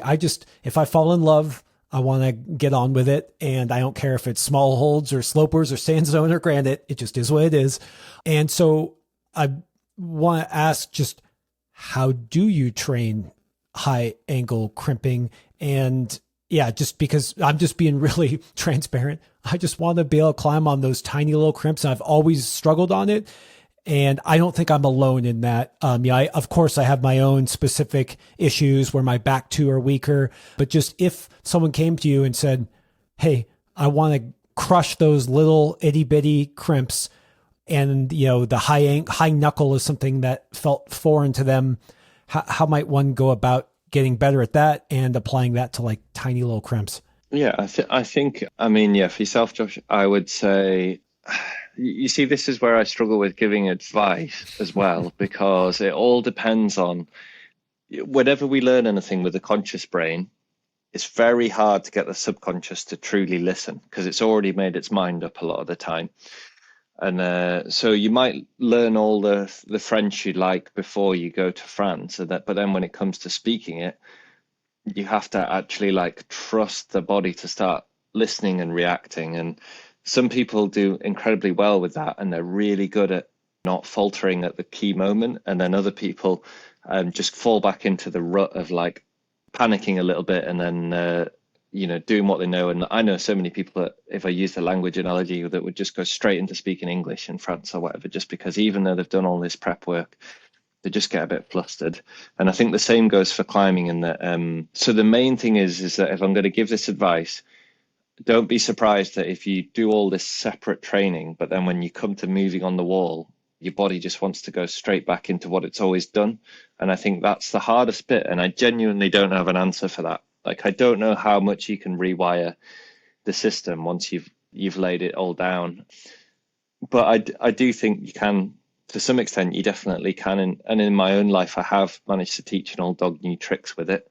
Say when I first started thinking about this avenue, my pinky was as strong as yours on the single finger crimp test. I was around 9 kilos, and like my left is now up to like 16 or 17. So that's like a pretty decent gain over. Yeah, but it's been 6 years. So it's like a couple of kilos a year, break it down that time scale, it's not miraculous. But actually, if you just say like 9 to 16, it's pretty healthy. That's like good control. How does it feel on the wall? And actually, just before you answer, I gotta apologize because Dan, right before we hopped on, you were like, I can't give just general advice to everyone. It has to be more specific, and everyone's unique, and every situation is different. And I just asked you to do that, so I apologize. And if I'm the guinea pig, that's fine. So I apologize for that. So now that your pinky is stronger in that single lift, how does that translate to just how you feel on the wall? Maybe even just qualitatively. Yeah. So like at the minute, I've got a project on sandstone which doesn't use my left pinky at all, and is insanely hard compression bouldering. And so I could try that problem for the next year and have no idea. But the other day when I was at Dove and I did that problem of Aidan's, it definitely, I felt like I had more dig. I have a more stable hand nowadays, and I think I used to have to be a bit lazier with my pinky. And often, if you look at really old videos of me, I don't really use my pinky that much. And I think that's where I've often excelled on harder climbs, in that other people might find them harder relative to myself. So if you look back at something like the rail, there's no pinkies allowed because the holds are so bad, and they're so, you just crush the sandstone in these little scallops, and there's no pinky places available. So in the earlier part of my climbing, it wasn't really a big deal if the pinky was on or off. Like if you look at something like, say, there's a terrible 8B I did in the peak called A Bigger Belly, and that's only had a couple of repeats from like Ned and Will Bosey and Shauna. But yeah, that's really free fingery. And again, it doesn't surprise me that Will did it, because I think he's also quite biased towards loads of middle two power. But it's the breakdown is essentially like, by putting the pinky on, I can finally feel some of that external torque with the external rotators and the shoulder. But that's not I think the finger elements there pretty well for me. The hard part for me is getting all the rest of that connections chain and that movement style to work. And that's why I say I keep having to like mess with it. And I basically transfer when it kind of hits the back of my shoulder, I start to transfer things into my style, which is like lats, psoas, internal pressure, twisting. And if I'm able to do that, it's working really well for me, because the finger side of it has definitely helped. But at the minute, I'm kind of like in an adjustment phase where the rest of me still isn't firing that well. So I don't feel like I naturally glide slowly between these small holds. That's a real fight for me still, and I'm always tempted to move faster. I think this is something that was really interesting in our conversation where it's like if you do start biasing the pinky in a crimp and you exhibit that external rotation, that torquing in, well, then it totally applies the stress throughout a very different part of your body versus like when you're talking about those front two fingers. And, you know, for me, when you said like that kind of mantling style or that internal rotation, I don't feel in the front of my shoulder. I feel in my pec. Like I'm a very pec and lat climber. You know, I feel like I'm one of the few people that when I climb, I actually get sore in my chest and my shoulders don't really get sore. I don't know why. Just that's me. But yeah, that's fascinating. I think it's rare, I think. yeah, Aidan said Sean gets really tight up and climbs heavily out the front.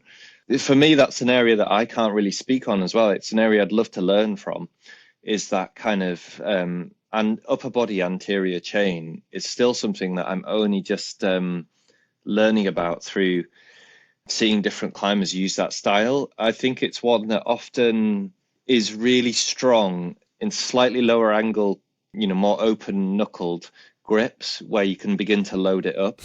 Because what's cool about that is you get like, yeah, and especially like when you start to oppose with a lot of force and then because you can really load that up. They're very strong parts of the body. Like say like if we go to like the extremes and you say like, oh, you know, the world's heaviest bench is getting insanely heavy, but I don't think the world's heaviest bent over row is anywhere near the world's heaviest bench, which is like, what's the world's heaviest bench now? Is it like 400 and some kilos? Yeah. It's probably like 800 pounds or something. And with a shirt, I used to do some weightlifting, so I kind of know this stuff where they have those suits that completely change everything. But yeah, no one's rowing 900 pounds. They might be able to pick it up, but they can't row it. Yeah, exactly like it. So there's a lot of strength available there, but it comes with some downsides. And I think the main downside is you always need some sort of direct opposition for it. So the ability to pull outwards gains you the ability to kind of oppose the rock, which is then sucking you into the wall, which is buying you time. Whereas if you're on the anterior side of your chest, you need to move very quickly to another point of opposition in order for that opposition to then be balanced and you still to be on the rock. So I think you're going to be a faster mover. But again, this is just me being speculative because I don't have, you know, like say someone like Aidan, I've climbed with for over 10 years, but I'd never climbed with someone that's been like really anterior dominant for any great length of time. And it's only something that I'm just beginning to spot and get my head into at the moment. So I'm like, definitely less of an expert, but it's something I'm fascinated by and I love to think about. So, and I'm kind of like a middle climber. So I'm like someone who I still like to move fast, but I mainly do it through my lats. So like if I can get through kind of the middle of the back, or I call it the middle of the back just because, you know, it's still round the back. So it's still posterior, but you're not like pulling into the wall, you're pulling straight down. And even if you're on steep ground, essentially I do still get some dig with the fingers, but I more fall into a movement pattern where I move quickly. But actually, because I do so much on sandstone and gritstone, they're barely ever overhanging and they're often compression based, which is really latty. And I think that's one of the reasons why I'm predisposed into liking that style of climbing, and also why I'm well suited to solving gaps in that style. And that's why, you know, I've done more hard first ascents on sandstone than I think anyone has in Europe, maybe. If you just talk about, say, 8th grade first ascents on sandstone, I've maybe done over 90 of my problems on sandstone. And then if you count grit in that as well, it would go up again to like somewhere like 120 or something like that. That's a lot of hard boulders, a lot of hard new boulders. But yeah, I'm like 6 foot with +2 span. So I think that's a really good prerequisite for sandstone. And then I love to push through vague footholds on my anterior side of my body. I like low feet, but I also like kind of heels, and anything compression based is fine by me. And yeah, that's why when I go to font, I'm just like a kid in a candy shop. I'm just like a consumer of movement there because that style fits me perfectly. But some things I've struggled on in font, like Karma, I really, as well as not being motivated from that problem in a way I was for some other things, like say Delire or Londinium, or there are problems I've always wanted to do. But also, like, I just suck at when you slap on Karma. For one thing, you lose loads of skin, which mentally I'm always on a short holiday. Like I very rarely have more than 2 weeks on my holidays. So like that's hard to deal with. But then also like that move, which would maybe explain why Sean finds it so easy if he's very dominant on that side. I think once you land that hold, there's loads of internal rotation pressure and like anterior shoulder pressure. And for me, that's, the absolute opposite of how I like to pull through things. And I'm fine if I'm like to the side a bit because I can get the lat involved. But the thing with something like Karma is actually your arm's like way far forward. So it's quite hard to drag it.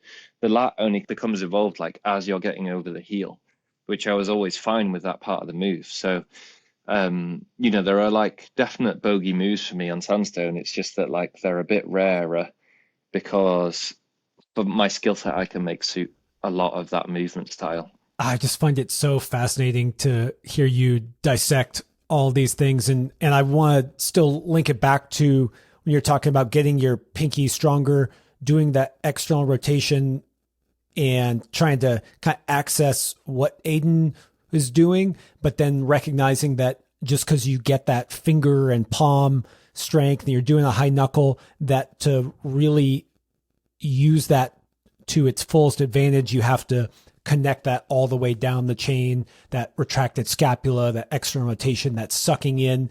You may have even 3 links of that chain, but if you don't have the entire thing, then you can't necessarily do it the way Aidan does it. And I don't know, I'm just blown away by how complex the hand is, and then how that connects all the way through the chain, all the way through your tippy toes, how that then applies to the different kinds of rock, and how, okay, like, so here you go, Aidan, it's all your style. Oh, wait, instead of it being a spike of a foot, it's a sloper on your foot. And now connecting that chain becomes completely different.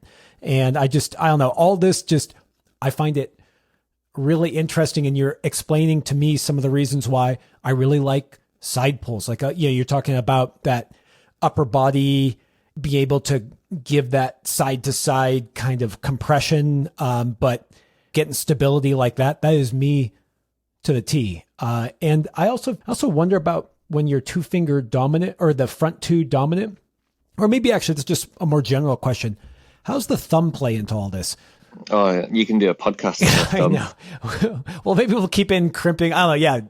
I'll just say thumb and then let you go. Yeah. Yeah, like thumbs are super important, aren't they? They're so important. The thumbs offer the ability to both give you direction and pressure, which you wouldn't otherwise get with the basic part of the hold. So like if you're crimping, they give you great ability to push away, to pull underneath, to just to maintain suction into the wall. Like thumbs are incredible, and also you can like cap with them, like a thumb war style flex on like the edge of something, Totally. which then like that bonds you in a totally different way. I mean, it's still applying those pressures, but sometimes you can essentially, if you're like on a ulnar deviation, you can start to take loads of weight off your fingers, which then means you can hold like the crappiest of finger dishes because your thumb gets a good lock on something that's, like fairly substantial, but isn't a hold for the fingers because it's in the wrong direction. But you can anchor open grips really well with them. I think the real crime in climbing is the prevalence and the beauty of pinch movement indoors, and how fun it is, and how rare it is outdoors. It's just criminal, man. There are so many climbers that are robbed, like Jim Pope, incredible on pinches, like Alex Magos, incredible on pinches. And Alex hasn't done too badly for himself, I guess, but a lot of steep board climbers, pinches are a really common feature on boards, and the thumb gets loads of use. If the outdoor world was covered in pinches, these climbers would be the top climbers. But unfortunately, pinches are a real rarity. And I think, just think about that happening in nature. Like, so you need the rock to fracture, But within 10 centimeters of that fracture, you have to have another fairly parallel fracture, and they both have to go inwards. Like you can't have one coming outwards because then that's not a pinch anymore. You've started to create like a wristy sloper, which is a pretty freak occurrence. And then you've got to get that freak occurrence, and then on a board, it's got to be the next hold as well, and then the next hold, and that's fine on a board because it's really easy to make that out of chunks of wood. But out of rock, for that freak occurrence to happen 3 times in a row is basically nigh on impossible for, say, like volcanics. For sandstone, you get like flutings, erosional flutings, which come in, and that is a possibility, but they tend to be so juggy, it's easy. And then the real trumpet for pinches in nature is just tufa climbing, but it's also juggy. It's just like drop knees and knee bars and juggy pinches. So like the true board climber is just robbed in nature of like their pinch, like excelling on pinches, which then that's another great thing to stress is like if you want to be really good on rock, and like you were asking before about like what set of cards would you like to take to nature? For me, it's great fun floating around on a board, pinching stuff. I love a pinch, but yeah, like I would take ratty crimps all day long because it's so common for like a blank bit of rock to just have a freak, like a little nick out of it where something's knocked it, or like it's the smallest stable feature that we can hang on to at the moment. If you get into the other main grip types, pockets are a pretty rare occurrence globally. They're incredibly prevalent in some areas like Frankendura, but even then in the Frankendura, a lot of the harder bouldering's on crimps. You'd be surprised at how little hard pocket boulders there are in Frankendura that aren't drilled, which is pretty common there, sadly. But yeah, like of the more natural stuff from like Marcus Windish or some of the other main developers there, I think, is it Andy Hoffman? I think he's really good at like the pocket stack.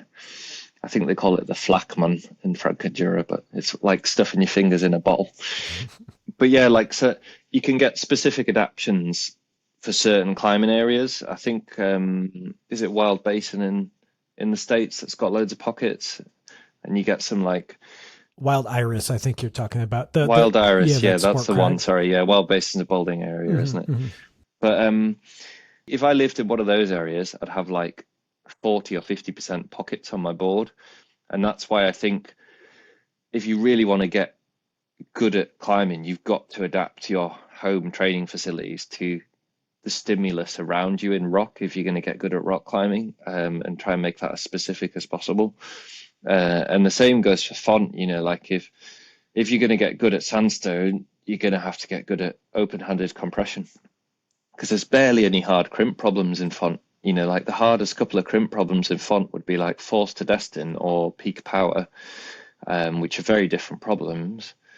And then after that, there's a problem which nobody knows about, but it's got an insanely hard move. And I would actually peg that as maybe being the hardest crimp move I've seen in font, which is called Futures Barbars Gauche, I think it is. It's by Seb Frigo, and it's at 95.2. And it's like, like old school problems where everybody pissed around for ages. Like Midnight Lightning must have a bunch of weird variations on it that people have done over the years, I'm sure. It does, yeah. I'm trying to think in the UK. We've got bits on the limestone where just freaky stuff's been done at like Braventor by Malk, or like, there's Malk's One Armor or whatever. Well, I think this problem at 95.2 in font is like the locals version of that. And when Seb Frigo was really young, and he's insanely strong, if you look at his additions to font, they're very strength based. And he's just done this move off this side pull crimp up to the top of the wall, and it is insanely hard if you go and try that move. Like Futures Barbars alone is quite a really hard, like massively sandbag 7C. But yeah, this gets 8A plus, and it's like it's never seen it. It's insane. But if we're talking about the hardest crimp moves in font, there's a handful, and there's some esoteric knowledge for you about the other ones. But love it. Yeah, there's not a lot, because it doesn't make good crimps because of that limestone element. And then when you do get really nice crimps, like on Beau Quartiers, unfortunately, it's not the hard element of the boulder. So yeah, you've got to adapt to those styles. Okay, so Dan, even though I've been climbing for 30 years and you would think I would be more old school, for some reason, I'm a pincher. I like that dynamic jumping between pinches on boards. I struggle with the high angle crimp. I struggle with small crimps. And while that I used to kind of be an oddity and people were really surprised at my kind of more, open hand or pinching and jumping. That now is like what everyone does. And so I think more people are now in my shoes where I get on really tiny crimps and I think, wow, like, this is difficult for me. Like this is outside my wheelhouse.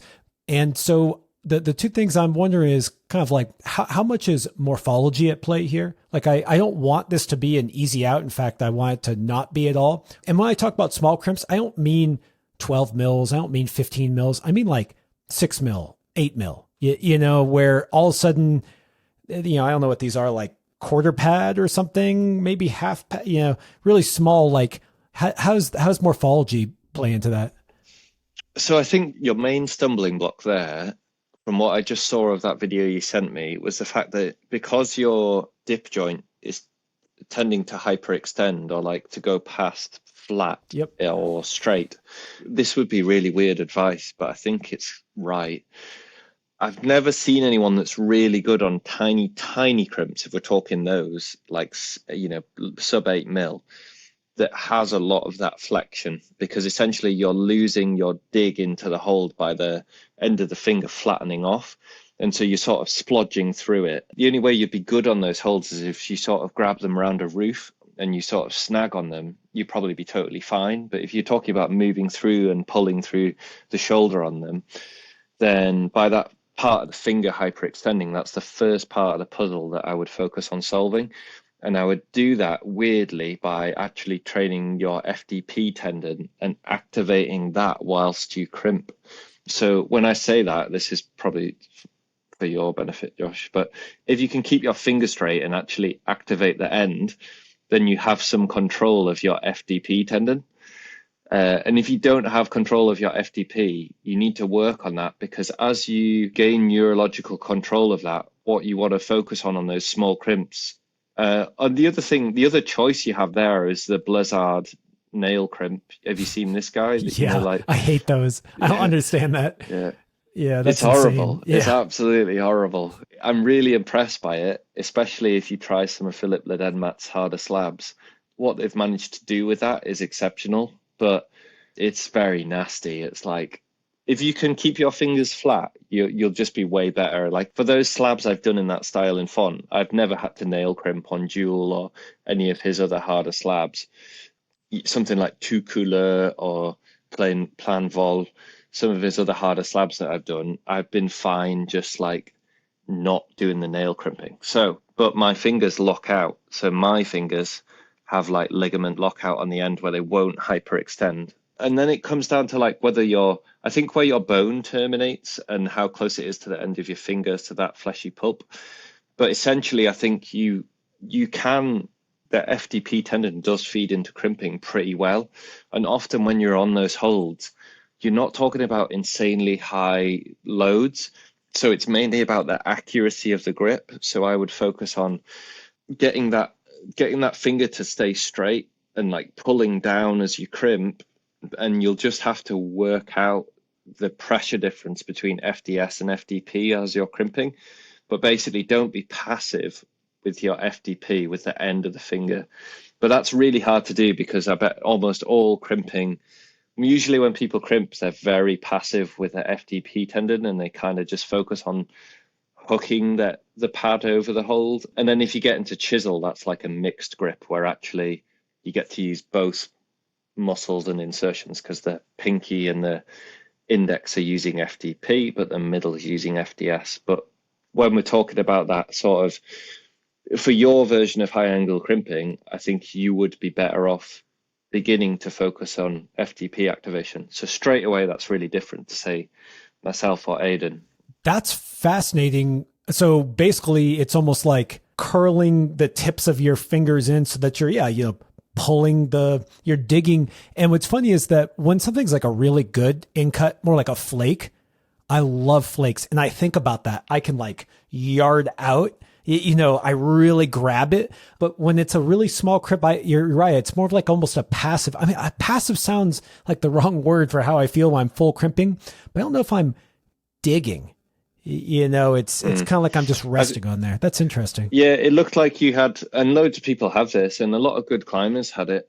But a famous case in the UK would be a good climber called Mickey Page, that's about my age, but he did a lot of hard things in Switzerland and Rockland about 10 years ago. King of limbs is Mickey's problem. But Mickey's fingers hyperextended, and he was still able to be insanely strong as a climber.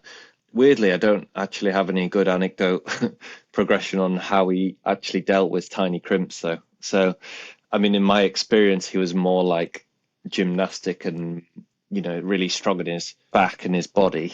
And yeah, he didn't tend to repeat the insanely ratty, fingery things, but he did absolutely rinse monk life. But actually, monk life, the crimps are pretty big on it.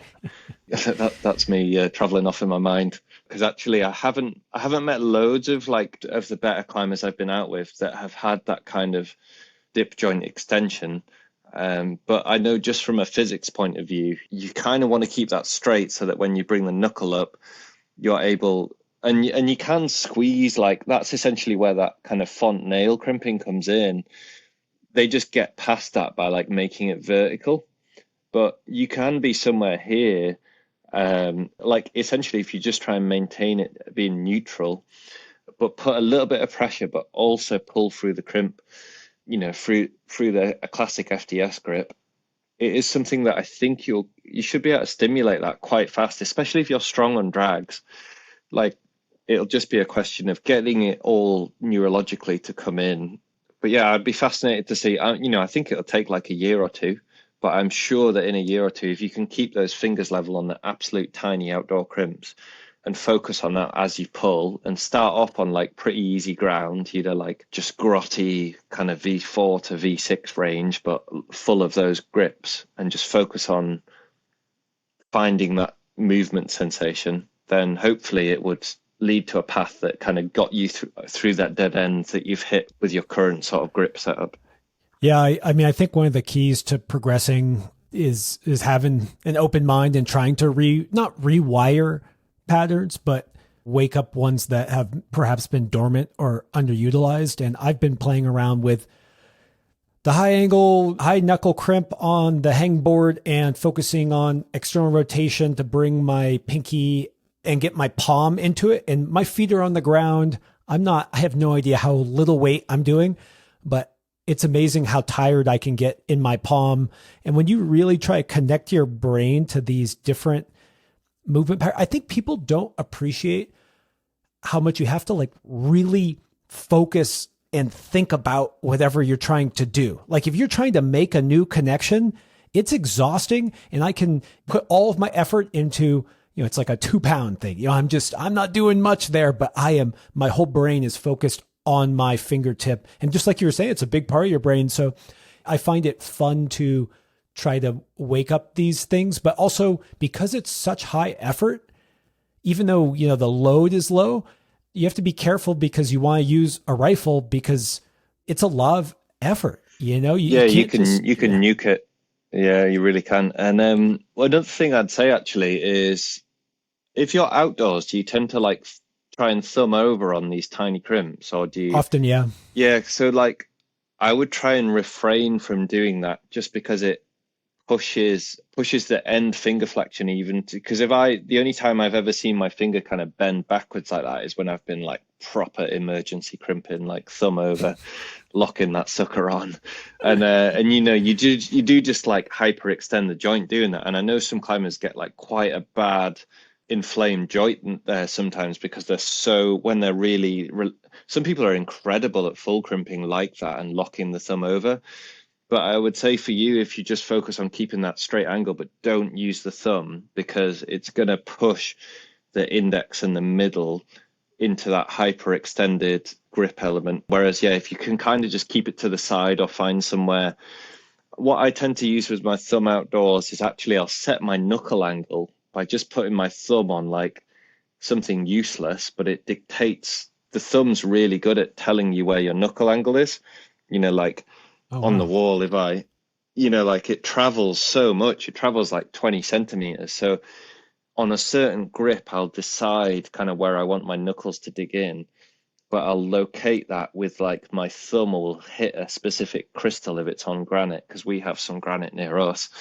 And so I don't put my thumb over my fingers. I'm setting the incut level based on where I want to be on the move and, how much I want to split my tip. And I also know I've got like from the ground, it's a good way of knowing I have the grip exactly where I want it, which is again, like granite tends to be about hyper specific crystal, or, like you go down to crystal level, don't you? And you like granite's insane for like zooming in on the holds. Even sandstone, you don't go to that level of crimping. Sandstone crimping details like basic, like really average. But on granite, it's like mental how like each finger finds a specific position. And I'd say like to be better on those things, yeah, I would say try and take the thumb away from like crushing the grip into a way that it like flops off, or like where you kind of lose the dig, and just focus on trying to keep the dig by like keeping that FDP activated and pulling through. And then you would begin to tie in the back of the hand, because you're actually pretty strong with your front too. So it'd be silly not to attack that part of the hand first and get it working on the tinies, and then bring the back part in. But what I would probably do is, in my training, I have like the front and the back burner. So for you, I would put that on the back burner and have that as like a year goal. And in the 3-month goal, you'd be focusing on like just changing the style that you climb on these tinies. If we had the perfect world and perfect scenario, you'd probably take like a vertical wall in your house and just get a load of like sharp 8 mils, not like rounded at all, but and you would like just tack around on them until you felt like you just like drum it into the body that there's a specific way you want to grip it. The advice I would give would change if you're talking about this on steep ground, but I guess when you're talking 8 to 6 millimeters, it's never that steep for anyone. It's always like 20 degrees overhanging would be extreme for that. And in my experience of UK granite as well, like you tend to be on like bigger, flatter features when it gets steep, and then you're on the tinies when it's like, and loads of granite seems to give you problems in like slab to 20 degrees overhanging. It's a bit like gritstone in that way, I find. That makes sense. That's why I often do well when it's steep, even when they're quote unquote small holds. I mean, if it's 40 degrees, they're not actually that small. Get more pad contact, yeah. Yeah, that's all super fascinating. And I will try just putting a bunch of small holds on a vertical wall. I have like a 10-degree wall. And also, I think people don't appreciate how much the body can adapt. Like when I do go on these little tiny holds and I complain about them, when I spend a month in some place and I'm on it all the time, it starts feeling a lot easier. And maybe I won't all of a sudden climb my first 8C on that style, but you really do adapt. And yeah, I appreciate you taking me down that road, because it's a glaring weakness. You got out for dreams, haven't you? Yeah. I would love to just float around on tiny crimps as well one day, but and if I get a brief moment where I feel like I've progressed, that's fantastic. It's such a nice feeling, and it's why I'm in the sport, really. And it doesn't matter what the grade is, it's all about that. It's about the feeling of progression and getting the resonance and the struggle right. And where you pick that battle is entirely up to you, whether it's on like a big or a small number. It is always possible to find that battle on, it's either in a style that you don't like and then it's a smaller number, or it's a style that you get on really well with and it's a bigger number. But the struggle is the same, and the overcoming it is all about solving that particular set of problems. But yeah, that's what I love about this sport, really, and why I'm still in it. Well, when I've seen my buddies who are really good on that maybe 10-degree overhang, really tiny crimps, I've watched them, I've tried to figure out what they're doing, and then maybe I mimic it on, it could have been on that climb or an easier one, and I feel what they're doing. It feels so good. Like, because every style has a beauty when done the right way and in an excellent way. And when you get that in your body and you get to have that moment in a completely different movement pattern that you're not used to, it's a wonderful feeling, man. It's addictive. You're like, oh, I want more of those. So it's not always just pure strength either. That's something I noticed, is that my lack of ability sometimes on little small crimps. One of the things that was a big game changer for me is I was trying to just pull through them, just yard through them. And there was some mental thing I figured out where if I just moved around it, I know that sounds like strange, but instead of trying to pull, I would almost just keep my whole hand and wrist, all the same angle, and just let it be and just keep that and move around the hold. And all of a sudden it, upped my ability by a grade or two just with that kind of little reframing. So that classic one is on the rockover, where people try and pull through a rockover and they don't get anywhere. And then the minute you decide to move your hips to the left, or like if you're going left on a rockover, if you move your hips to the left, you'll often find that you just take all the weight off the shoulder and you can put it onto the leg, and then you can suddenly stand up. But when your hips are to the right, if you're rocking right hands up, left foot's up, and all the weight's on your shoulder because your hips are to the right, you can't pull through that nearly as easily as if. And the difference is probably like just 5 inches of hip movement to transfer that over the leg instead of the shoulder and the balance point. But look at the complexities in other sports. Look at skateboarding and the thousands of different flip variations, all from their feet are just stood on a board in exactly the same place. And they can create all these different flip scenarios from the same origin point just by controlling very similar leg muscles in slightly different ways. And, you get like a 360 flip, a varial heel flip. It's just amazing what humans can do with like all this neurological control. But and climbing, I think, is one of the most complex ones, because as soon as we dial a problem and figure it out, we move on, which is like the most retarded thing in sport ever. Like most of the other sports perfect one thing to an incredible degree, like sprinting. They don't change the sprint course every single time. It's just like a tartan track. Gradually, there has been progression on the running track, but it's flat, it's straight. The distance in your lane is the same, They just perfect all the other parts, but we keep changing within a climbing session, like everything. You can go from palming up some horrendous groove to like compressing a giant ball to crimping up an overhang, and it's all so different that to expect the body to be incredible at it is a pretty big ask. But it's also why it's super fun, I think, and always quite a fresh sport to take part in. I always argue that climbing is the most complex sport, because even if we were to do the same problem over and over again, depending on the conditions, our skin, even like what we had done the day before, where maybe now we're really sore in the lower body, so we're going to focus more on the lock off instead of trying to generate with our hips or something. Like, even once you have it dialed, even in that session, it might change, and so I love that complexity. Okay, before I let you go, I got to ask you about something you said to me where you encourage people to decide if they are a dragger or a chiseler. And I just wanted to see what you meant by that and why it's so important to decide. Yeah, so I haven't spent much time on the kind of more open grips, but they're super important, and they're the most loadable grips. So they're the grips that you will always get the highest amount of force through. And essentially those two grips come down to 2 types, which is like an open drag with 3 fingers or a chisel. And that, I think, depends heavily on your anatomy. The length of your index finger determines, if you have a short index finger, I would put my money on far more often that you will be better off learning how to chisel well.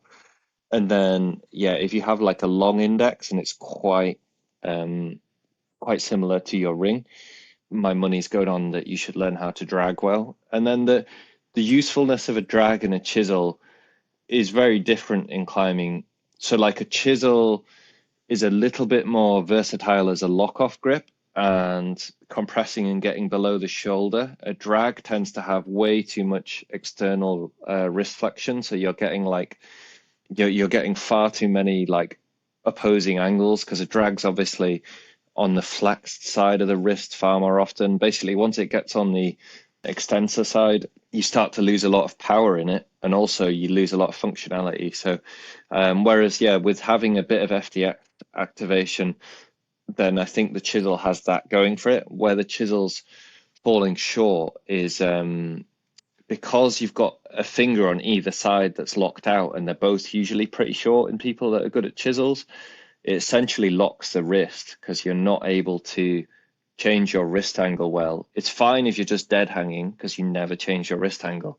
If you want to go rock climbing, you have to move upwards or sideways or somewhere at a different angle. And then if you're moving across the body, you're always changing your wrist angle. You're orientating around the body. And to do that, you have to essentially move through and around the wrists. So the chisel is a great like lockout grip, and so is the drag, and they both work incredibly well in your outer loci, like your outer circle of reach.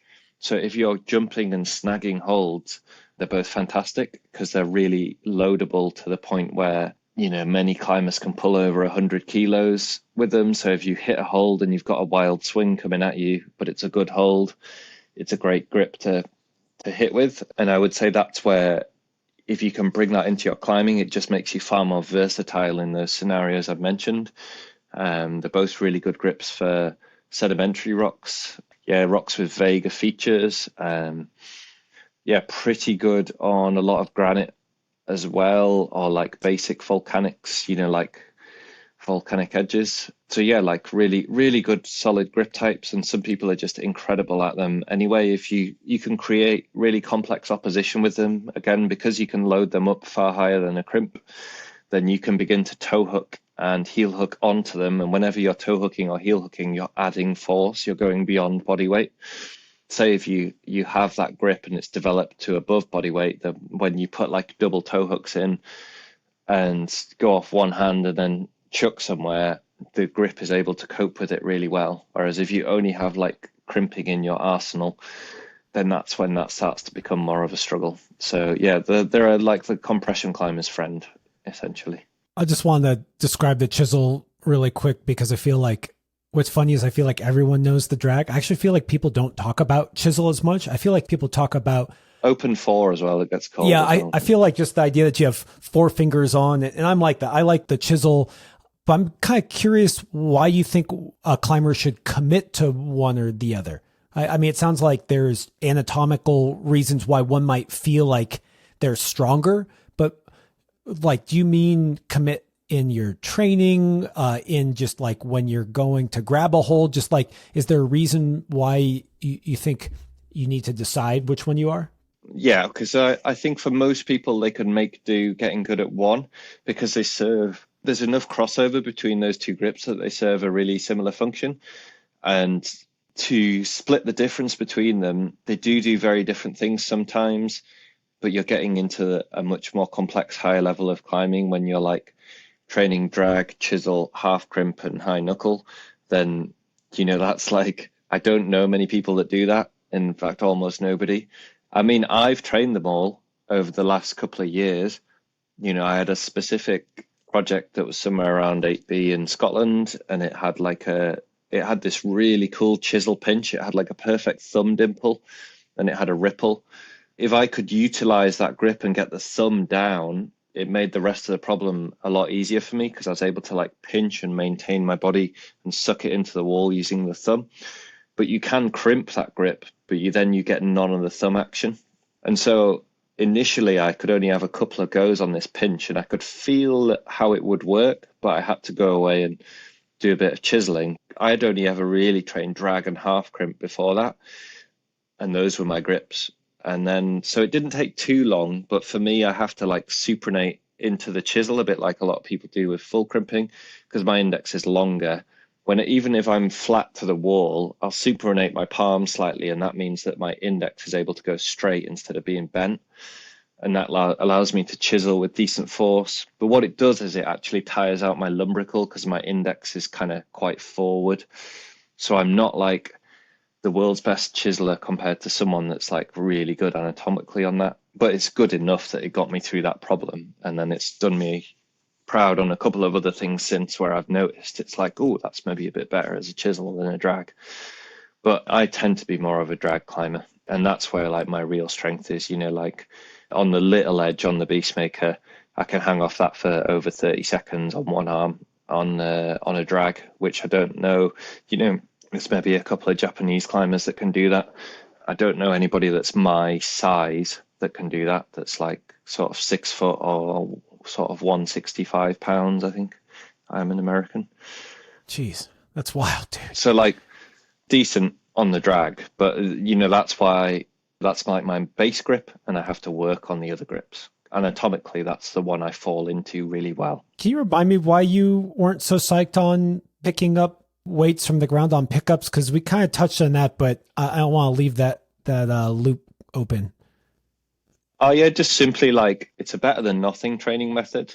But I would really heavily argue, and from a lot of the very good climbers I've spoken to that have really got into the upper echelons, it's not a very desirable thing to do if you have the time or the training apparatus available. So like people do it because it's good for like overcoming isometrics and all that as well. So like it's very easy to just stand on something and pull really hard, and it's good with Tindex. But I would say if you can do all that just with a better setup and be pulling down and through the shoulder and through a neurological chain, which is much more applicable to climbing, then yeah, I would tend to say that's better value training. But it comes with the caveat that with really good periodization, with a coach that say really knew what they were doing with splitting exercises, it can be a very good thing to do. But what you would want to do is probably try and isolate the hand as much as possible. So not be like lifting with your calves and shoulder shrugging the weight off the floor and having your wrist flexed and dragging the edge over your hip.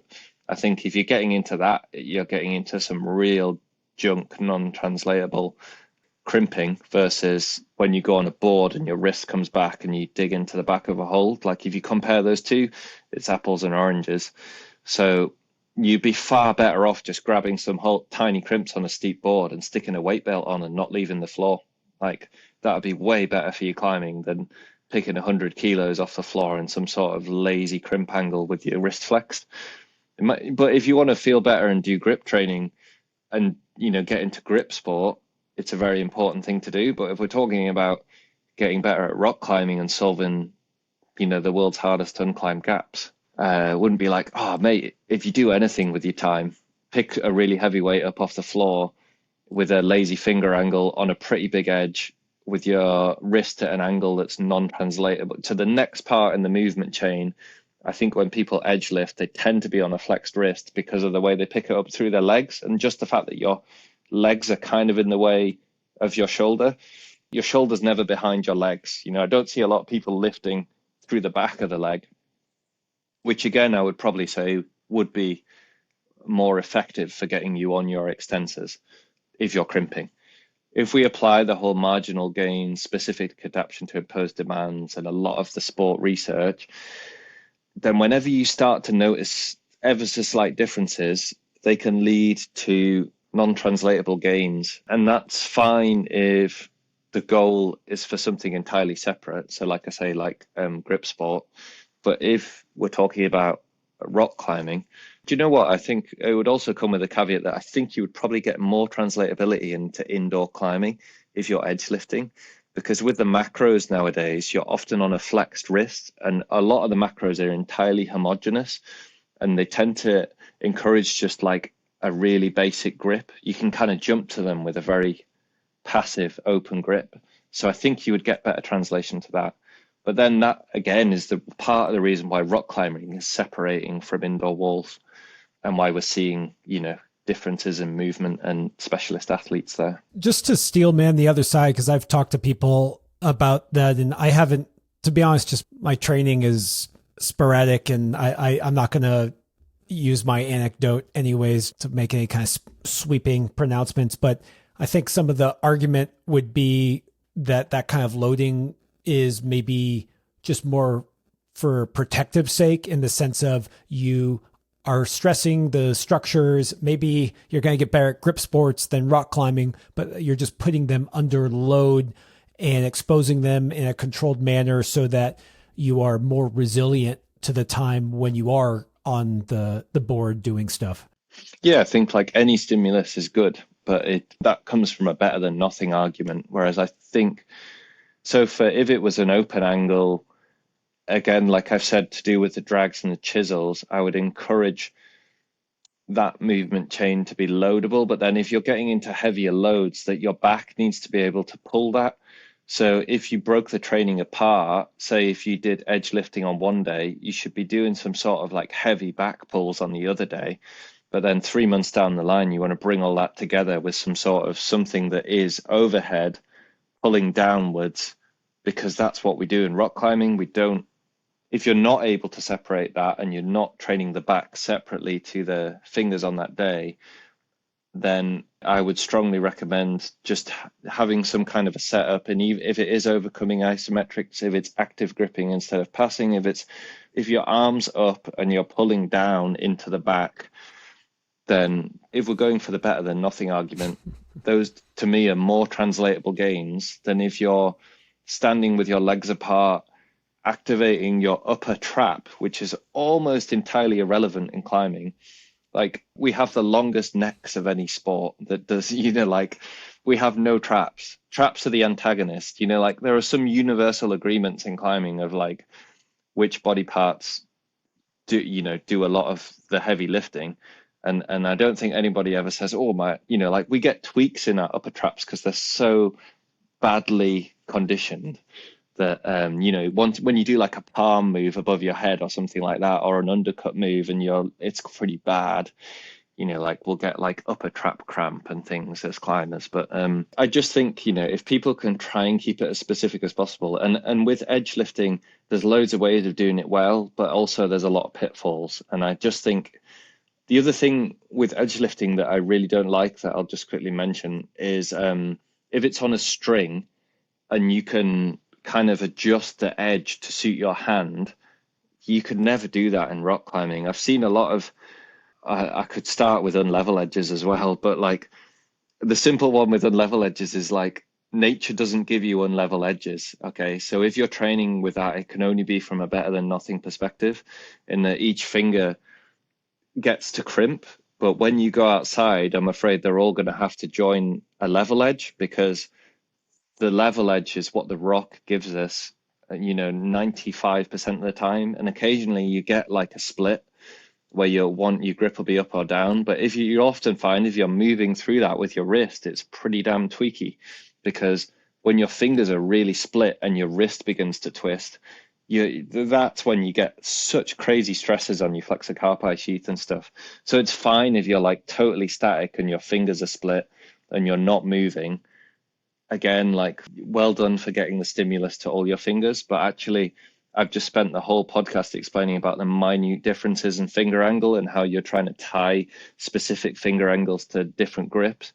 So for me, like, I'm afraid I can't back like the one grip fits all kind of thing with that, but it's probably a great way of waking up the fingers that aren't pulling their load, and every training has its benefit. So it's probably like, if I didn't do single finger crimp lifts and stuff like that, I think an unlevel edge could be a really good way of, say, like targeting the pinky and getting it to crimp.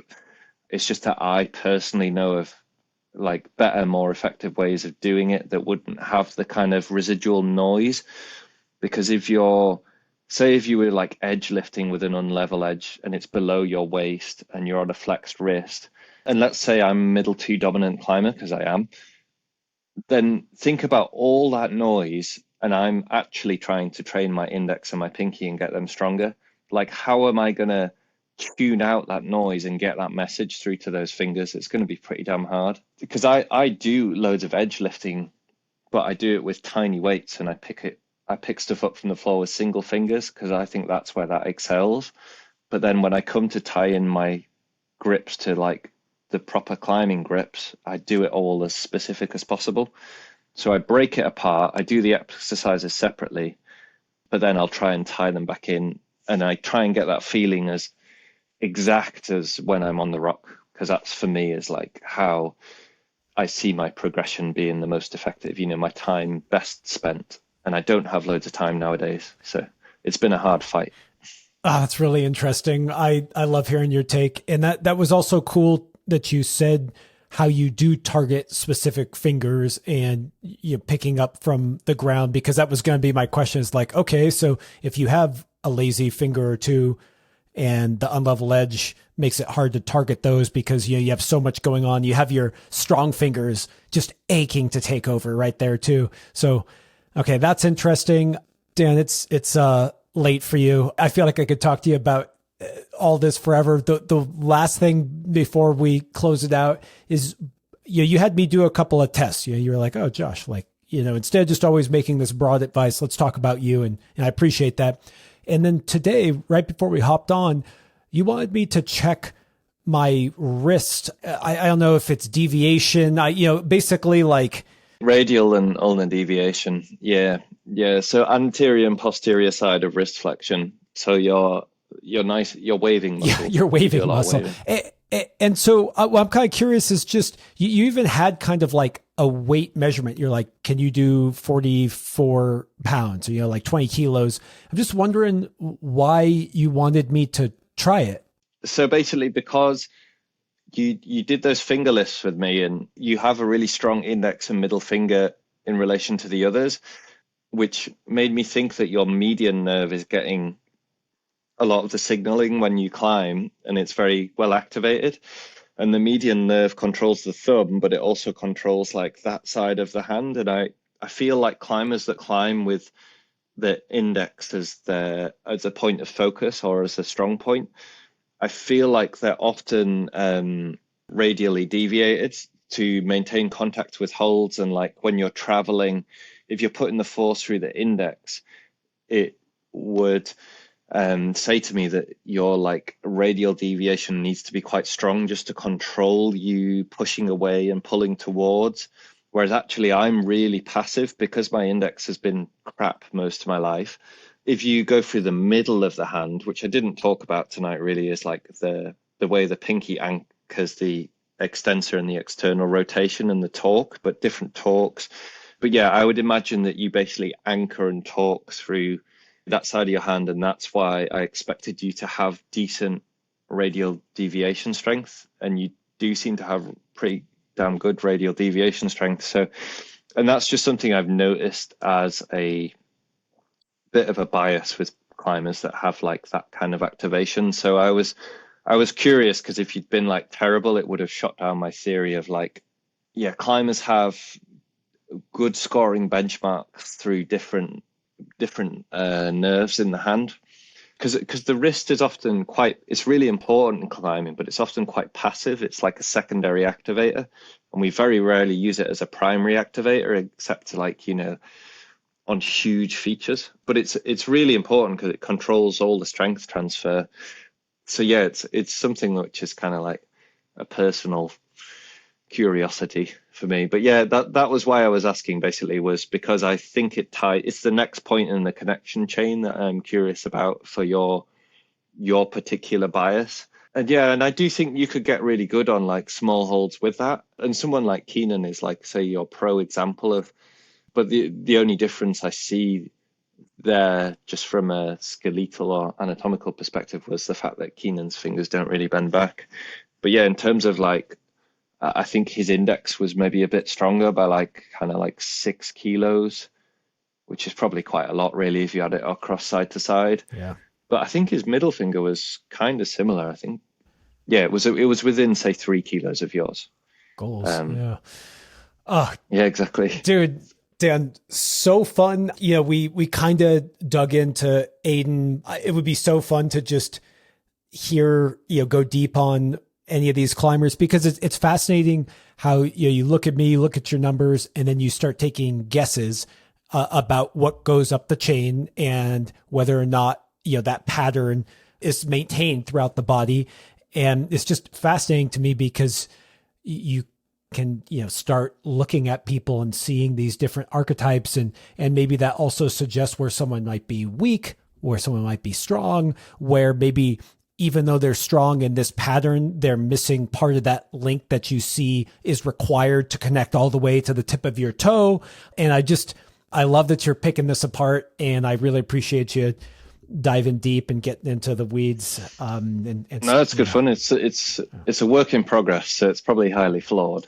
But yeah, it's helping me to understand some of the trickier, more complex parts of climbing. So it's kind of like my way of breaking it down. I don't know if it's like the right theory, but it's just giving me this sort of understanding connections chains. Movement is a very vague thing, and it's really hard to explain. It's almost uncoachable except on a one-to-one basis. Whereas I guess what I've been talking about here is maybe a bit more explainable, but essentially it comes down to explaining part of the movement puzzle in climbing is like why we move how we do, and what leads to good movement on certain rock types, and what leads to like kind of flawed movement or styles on certain rock types.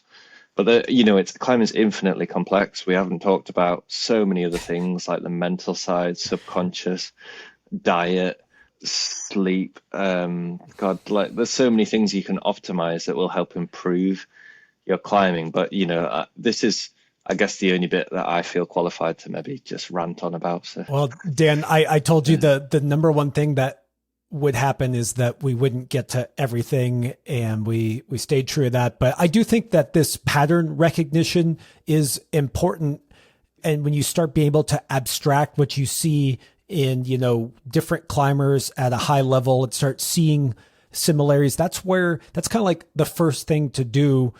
And I wonder if in 20 years, people are going to look back and be like, oh, Aidan exhibited this thing, and now we can see it in this 10-year-old, and we'll, do this for them. I think in the future, I would imagine if I lent into this and I was a coach, what you need to do is to create benchmarkable moves.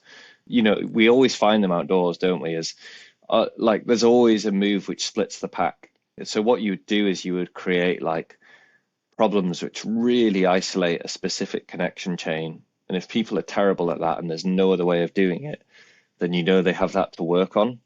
And then what you could do is you could create a variation where the upper body has to do one chain, but then you transfer to a different one on the lower body. And then you could have like 20 problems that you cycle through with someone. And you could get a really good idea of like where their strengths and weaknesses are, but in terms of like the whole body path. And then, you could go even more reductionist and just do like certain gym lifts. But I think for climbing, we're always going to need like, it's so complex and it ties in through the whole body. I think the more you can identify like a flow path through a move and how someone's programming that, then it becomes like coachable. Then you have something to work with. Whereas when it's all just vague and abstract and you don't quite know how someone's doing a move, if you watch someone and there's subconscious buggers that just climb things perfectly but can't tell you how they did something, it's like, what do you learn from that? If they can't do it 5 times in a row, and then at least you might get something from it. Like I've got friends that just have incredible flash goes and then have no idea how they did the problem, and then they can't do it again, and then they're not bothered, and then there's not a lot to infer from that other than they're really good at climbing in a natural sense. But I think that's incredible to see. But actually, if we want to solve projects in nature, we need people that are able to break down and understand how to make progress in these areas. And then we can begin to imagine what the perfect sandstone climber would look like, or the perfect sort of nice climber. And we can begin to find these people as they come into the gyms and things like that and be like, oh, other sports have had it for years, like for rowing, they just literally go around for the London Olympics. They literally just went around a bunch of primary schools, found the kids that were a certain age, and they were like, you're 6 foot, you've got a strong back, you should be a rower. And that's what you do. You just go around and be like, you'll get paid decent money for, going to the Olympics or whatever. If you get on the British team and you actually go into the Olympics, you'll get funding for it. And yeah, they do. They go and profile people, and loads of other sports do it. Like cyclists look at your lung capacity and your wattage output. So climbing's just kind of, it hasn't got the money or the selection process at the minute. But we were just talking about how complex climbing is, and it strikes me that when we look at the top level of climbing, we see very different morphologies where, like in 100-meter sprinting, whether that's running or I was actually thinking about swimming. It's like, okay, yeah, like 6'4", big torso, like really flexible ankles. But if you were to talk about, I don't know, Adam Ondra and then Fred Nicole and, and Aidan and like, maybe they're within a general range, but we don't say like, hey, they all have really long arms or something. And so I don't know what that says about climbing. Maybe we just haven't niched down enough to say, no, we're talking about sandstone bouldering, not even ropes. We're talking about, 5 meters, so I don't know, just thinking about I think very few humans really know the rock, and the rock is what will dictate the shape of person. So yeah, I'd probably leave it with like, if you want to be the best climber in the world, you've got to really understand and know what rock demands of you. Someone like Ondra has just spent so much time on rock that he just like truly understands the movement aspect of it, and he's actually able to like drop some of that kind of top end power because his movement is so in tune with like where he needs to be on each move and how much to displace the load between his hands and his feet, and his hip mobility is sort of second to none. So yeah, and I mean for me, Ondra is like the greatest sandstone climber that never climbed on sandstone, and then he would have like the best potential. He would be in my top 5 picks of like people that I think could progress hard projects in Fontainebleau, but he's naturally inclined to go sport climbing and does more sport climbing. So like as a sport, we don't have any additions of Adam in Font, I don't think. But for me, he's the person that could do the most in the world on, or like, he's in my top 5 for like who could do the most in the world on that rock type, because you don't need the world's strongest fingers for it, but you do need really good flexibility, movement skills. And he's already gone to Font and, has one of the best flash records there and climbs things faster than almost anyone, which is surely a good sign that he's well suited to that rock type. Whereas I don't know if that would be the case in the Lake District, like on the hardest boulders there. It's amazing to see, but yeah, for me, like the rock dictates all really, and that's why the more people can be content in life with what they have locally and like really delve into that, I think that can make you much happier than within the sport than like striving for a number goal. Because if you just try and like really get into your local area and sort of master the movement of what rocks you have available, if we're talking about rock climbing, or it can be in the gym as well, just like because all setters set in a different style. So if you kind of master your local gym setting, then yeah, that's like that's a really good happiness goal for people that I would push. I would say is like just try and be content with like what you have within a couple of hours. And if you don't have loads, yeah, like indoor walls are so good nowadays that the sport's got a lot to offer. Okay, I feel like you just answered this, so I feel bad asking it, and you could just say, well, I just told you, but Dan, I got to ask you my question I ask everyone, and that's, how do you go from good to great?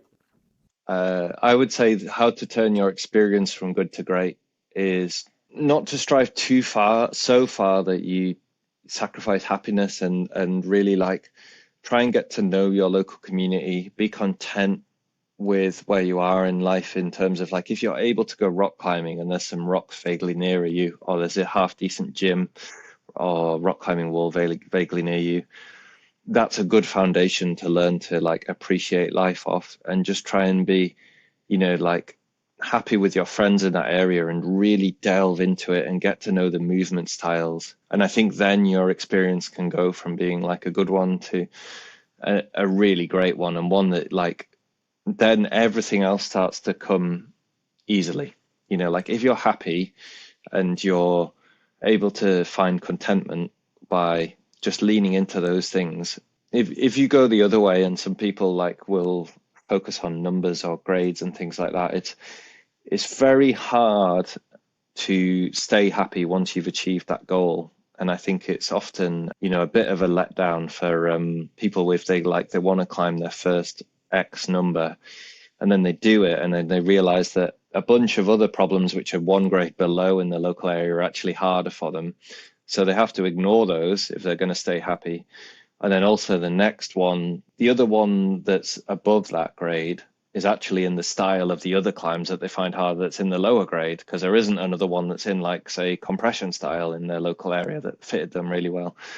And that ends up being like a bit of a muddled path of like boom and bust. And like, I think if you can just lean into like looking at all the nuances and styles on different rocks and be like, oh, how can I like enjoy moving over that and lean in, and master the aspects that it's throwing at me. And then you'll begin to like talk to the rock properly and really get to know it. And then you won't be bothered about what human has put a number on it. You'll just be bothered about whether or not you can like get to the top of that really cool, inspiring feature, or see things that are inspiring that they might not be world class, but you might see that like, mantles are actually way more fun when they're close to the ground. If anyone's ever done a high ball mantle, you'll know what I mean, but they're absolutely terrifying when they're like more than 8 foot up. And I don't think many people are doing like desperate mantles at 8 meters, because it's just a hideous feeling thinking you're going to explode backwards and land on your ass, So like certain styles of climbing have natural predispositions not to be world class, as it were. But like, I think mantles are an incredible part of climbing, and dynos as well, like nobody likes a dyno when it's 15 foot up or something like that. So again, it's like a terrifying move, but they're fantastic, in the sort of 2 to 4 meter range. But yeah, like it's great just to try and be content with whatever styles of problem you get thrown at you locally, and just try and turn your experience from good to great, and then everybody can find greatness that way. Whereas I think the climbers that are really great in the public eye, they often have a dog in them and a motivation that is beyond the capacity of the normal person. And also they will push things like beyond a rational fit to normal life. So like they turn their life to be shaped towards like being incredible at climbing, but then obviously you miss out on loads of other things in normal life. And I think for most people listening, it's actually the other way around, and they're trying to fit climbing into their normal life. And I think with that, you're always going to be capped. But I think that's a very sensible thing to do. And I actually think you might be able to achieve like a greater level of happiness than someone that spends like 3 hours at the boulder being obsessed, but then like rattles around an empty house at night because they've sacrificed everything else in life, like to be good at this one thing. And then, like that's something which we should all face with sport. Sport is supposed to be this incredible topping on top of what we've created in society. And it's not supposed to be the whole thing. For a lucky few, it can be, but I do think there's always sacrifice to get there. So, yeah, I just hope everybody manages to find happiness with climbing or whatever sports they get into, because they're a good distraction.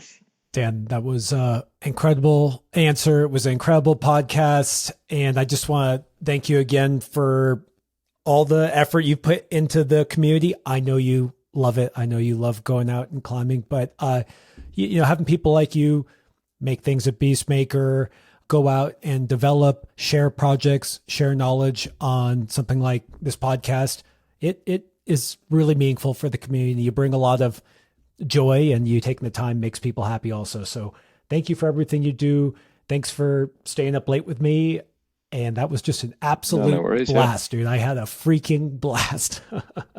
Yeah, it's good fun. Yeah, and it's nice seeing climbing grow. And it's and the more people that are coming into the community, you just end up with better conversations and different walks of life, like walking into the sport, and just seeing the top end, and the amount of kids that are tearing it up. It's just great. It's really healthy, and women in the sport just like equally as good as men. Isn't that fantastic in society to have like such a physical and demanding sport, but like there is nothing between it. I mean, I could do a separate podcast about how I want to see more females developing any type of rock climbs, but there's so much to unpick in that you'd have to, do hours on it. But it would be really cool to see, because I think across the whole world, I think in kind of like trickier bouldering, it's only like Isabella Faust and Katie Lamb that I know of that are like putting up, say, like double digit boulders, and Dorothea Karolaus in Frankendura, Trying to think if there's anyone else that I would say class as like a sort of developer that I know of around the world. But that's where my knowledge ends with that. Maybe like Catherine Miguel's put up, yeah, she's put up some tricky stuff in font. So yeah, I've got to like 4, and it isn't that like the worst patriarchal thing ever. Like for a sport that's so equal between men and women, to be like so male dominated on the development side is something which we should unpack at some stage, but have to save it for another day. Another day, another lifetime of topics to discuss. And like I said, there's always more. And we got in deep on some stuff. I really appreciate you going in deep on the high knuckle stuff. I thought that was a fascinating thing, that it's an important part of getting up hard gaps. Yeah. I think everybody can see Aidan's moving a bit differently as well. So I think the world has been asking for explanations as to why, but to be honest, it's something that I don't think Aidan fully understands it. And I think a lot that explanation I've given will be short on a number of things. And I think it'll, as Aidan gets older and gets more experienced, he'll maybe be able to communicate better why his style is so visually different. But hopefully I've unpacked some of it. But yeah, like for me, definitely there's loads I haven't learned about his climbing style and I'm not able to execute. But I also don't see anyone else moving quite like him on harder boulders. It'll just be cool to see how many projects he can fit into that skill set and like, you know, like really set climbing alight with, but also like what else comes about. So, you know, like say on a British level, we've got a lot of talent coming through, and what they're able to do on rock, or, you know, like Hamish is in America, and seeing what he did in America was really impressive. So like that's another set of, you know, like someone that's incredibly in tune with their movement and like yeah, seems like he's excelling at climbing subconsciously rather than like in a sort of detail orientated fashion and just flowing up the rock, which is, yeah, amazing to see. But yeah, like what he can put into in terms of like projects, rather, because obviously like a repeat is a very known thing. You can just watch it. I think he did watch a lot of videos of, say, Nathaniel on that No One Mourns the Wicked and things. So you're like, for me, you're talking between other people rather than talking to the rock when you're repeating stuff. And it's like, you know, if you're talking about true progression in the sport, it's definitely got the skill set. But ideally in climbing, for me, I'm old school like that. I would rather see people prove it by like solving the unsolvable gaps that other people couldn't do. That for me, as long as that stays in the sport, I'm psyched. I think I'm really psyched to see like the, you know, the up and coming youth just rip on projects which aren't yet known, and just show the world what can be done. I just hope that the quality can stay high or even get higher at the top end, and that we see more sort of like examples of your sort of living large or finish line elements come into the top end of bouldering, so that, because there's that whole element of the sport that doesn't get talked about as much either, like you can walk past 50 projects if you're looking for the one which is both quality and difficulty, and those 50 projects might have been loads of headlines, but you know, if you're going to keep walking and keep trying to find that line that is incredible, I still think that's kind of underappreciated by almost anyone. Until you've gone and actually tried to find world-class boulders, you don't know how hard it is to find them, because it is bloody hard work. Like globally, where those are, you know, you look how far and wide Gnarly traveled to find his brace of world-class things, and in the States, like how I know kind of secondhand how much walking people like Jimmy Webb do, and they put in the leg time to like actually go and find projects. And yeah, so if people are just expecting that they're all just lined up right by the road, then if you're lucky, like one or two are, but there's a lot of cool stuff we've yet to see, I think. It's not boring right now. Things are exciting, and I've been having a good time spectating. And I do think it takes guys like you to articulate what's going on when you see some of this progression too, seeing guys like Aidan move differently. It's like, what does that mean, move differently? And then to start picking that apart, I think is important for the progression of our sport, actually, in a physical sense, because it is important to understand the physicality, what's going into it, why certain things are working and not working. And sometimes you're just that guy who has a good flash go, but you have no idea what's really going on. So I think, having guys like you get a little older and you start going, hey, what's actually going on here versus just enjoying your first go or wherever the case may be. So love it, man. Yeah, well, hopefully I've vaguely guessed right in a few areas and people can take that because, there's going to be plenty of error there. But well, you wouldn't be pushing the limits if some of it wasn't wrong, right? You got to cast a net and... Failure is the best teacher by a long way, and getting shut down on rock is the best teacher for sure. If you only succeed on rock, you're not learning many lessons, are you? You're not really pushing yourself. So I'm good getting shut down on rock. Don't worry, Dan. I'm really good at that. You're getting a lot of lessons. Yeah. Good. All right, man. Teaching you hard. Thanks again. Take care. Next time we'll dive into some other of the myriad of subjects that we missed out on. Thanks for having me. Yeah. Good stuff, man. Thanks again. Cheers. Thanks, Josh. Thanks for tuning in. If you'd like even more content, go to patreon.com/testpiece. And while you're at it, share this podcast with someone you know who would love it. And please leave us a review or rating at wherever you get your podcasts. We've also got tons of great content on YouTube and Instagram, so don't forget to like and subscribe there.